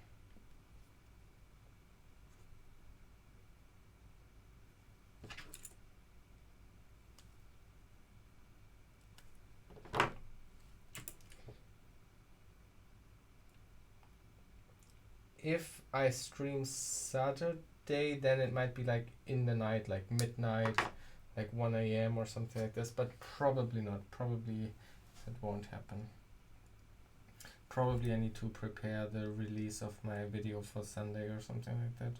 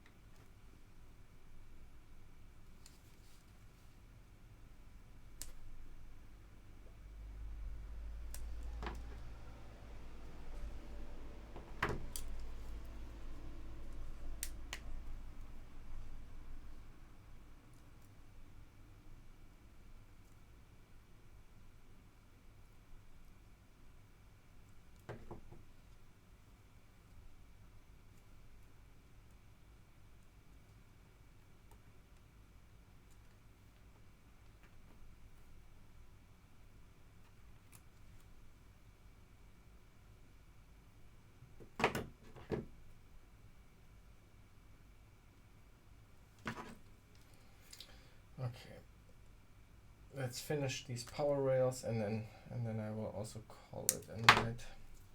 2 more wires. Any questions also left for today? Anything to say?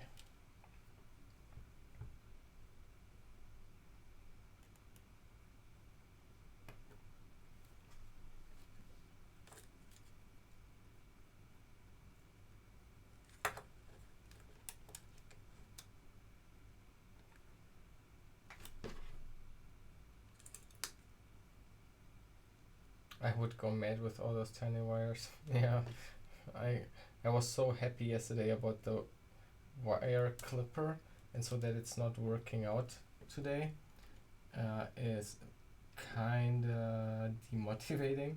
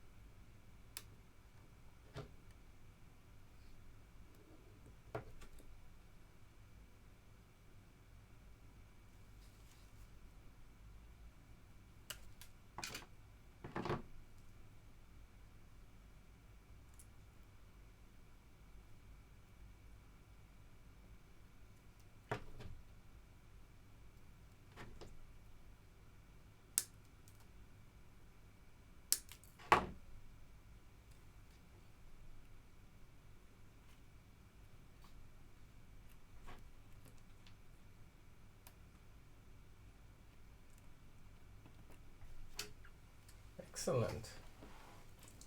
There we go. Let's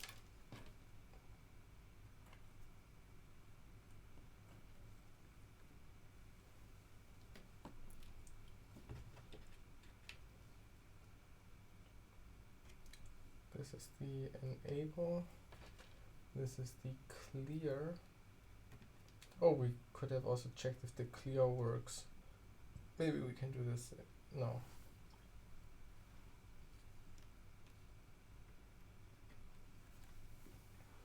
And output enable over here. Okay. I guess we can also connect the green wires again. Well, the clip sounds right, yeah. Is this a kit? What is a kit? Is it a kit? Was there space missing, or is a kit something special?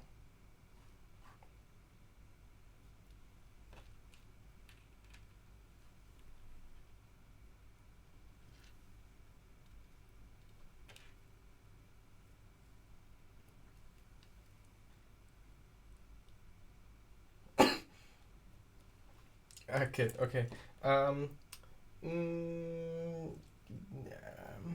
So it's not really a kit, but it's also a kit. So it's a series by Ben Eder. He has a YouTube channel, and he built this 8-bit computer, and he documented how to build this, all the schematics, and you have this video series that you can follow to build it. And so there's that, and he also sells all the parts as a kit that you can buy. Why keep I hitting this thing? I have not done this yesterday. And so from that point of view, it's somewhat of a kit. And then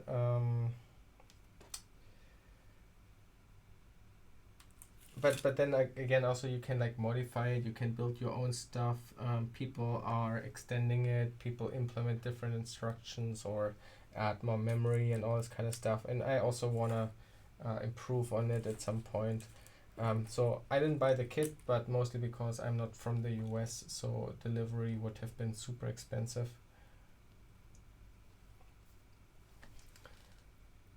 Yeah, I just got an idea. Maybe measure once and cut all the wires of the same length at the same time. The power connectors are all the same length for all the boards. Yeah, I did this previously too at some point. This didn't really speed up because the problem is like the length of the stripping, where to do the strip. I don't know. Yeah. Okay, so let's turn it on. Okay. Seems to work. Let's see if the clear works. I believe if we connect this to plus, it should just clear everything. Yeah, okay. Even already just unplugging it clears everything. But if nothing is connected there, the bus should be basically 1, right? So if I should now read from the bus, yeah, so it reads all of them again. Okay, let's do the same spiel just to verify that it still all works. Let me remove the laptop. Maybe I can also turn this light off. And just so we see the LEDs better, turn that off too.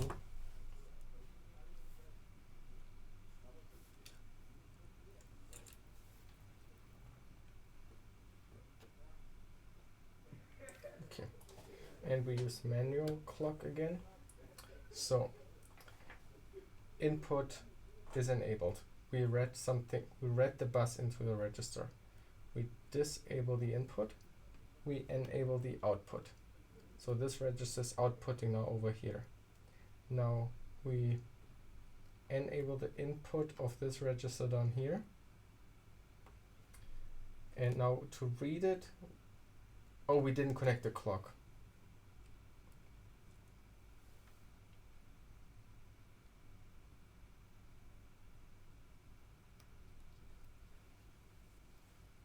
Crap.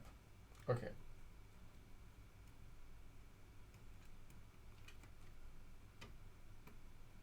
Okay, so now this register cleared and input is enabled, and now with the next clock signal it should read what is on the bus. There it is. Boom. We disable the input. We disable the output. And here we can now output this onto the bus. So let's disable this again. Let's enable the input here, but let's set some LED here to 0. And then we read now the bus. You don't see the LEDs, but there's one of the LEDs now 0, and we read it in there. This was the LED that was 0. So we disable the input. We unplugged it again. We enable the output. So this register is outputting its stuff now onto the bus. Here's the LED that is off. Now we can enable the input on this register. Now we get the next clock cycle. That should now read that into here. It read it into here. The LED is off. They are now the same.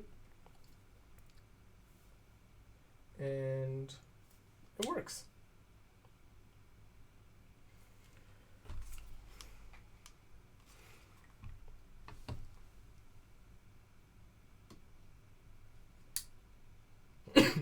Cool.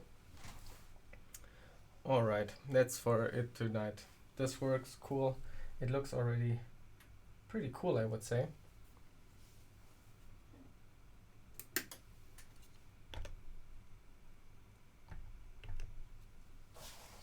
And then tomorrow we can start with the ALU, I guess.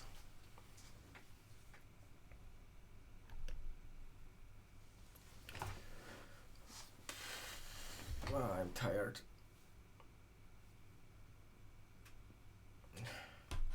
I guess you're also going, so good night. So I would say I also go to bed now. Thanks so much for hanging out with me again.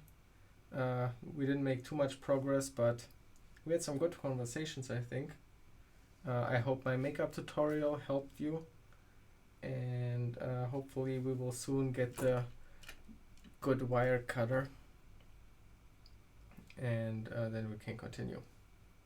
Thanks again for the bits and the subscriptions, and see you tomorrow.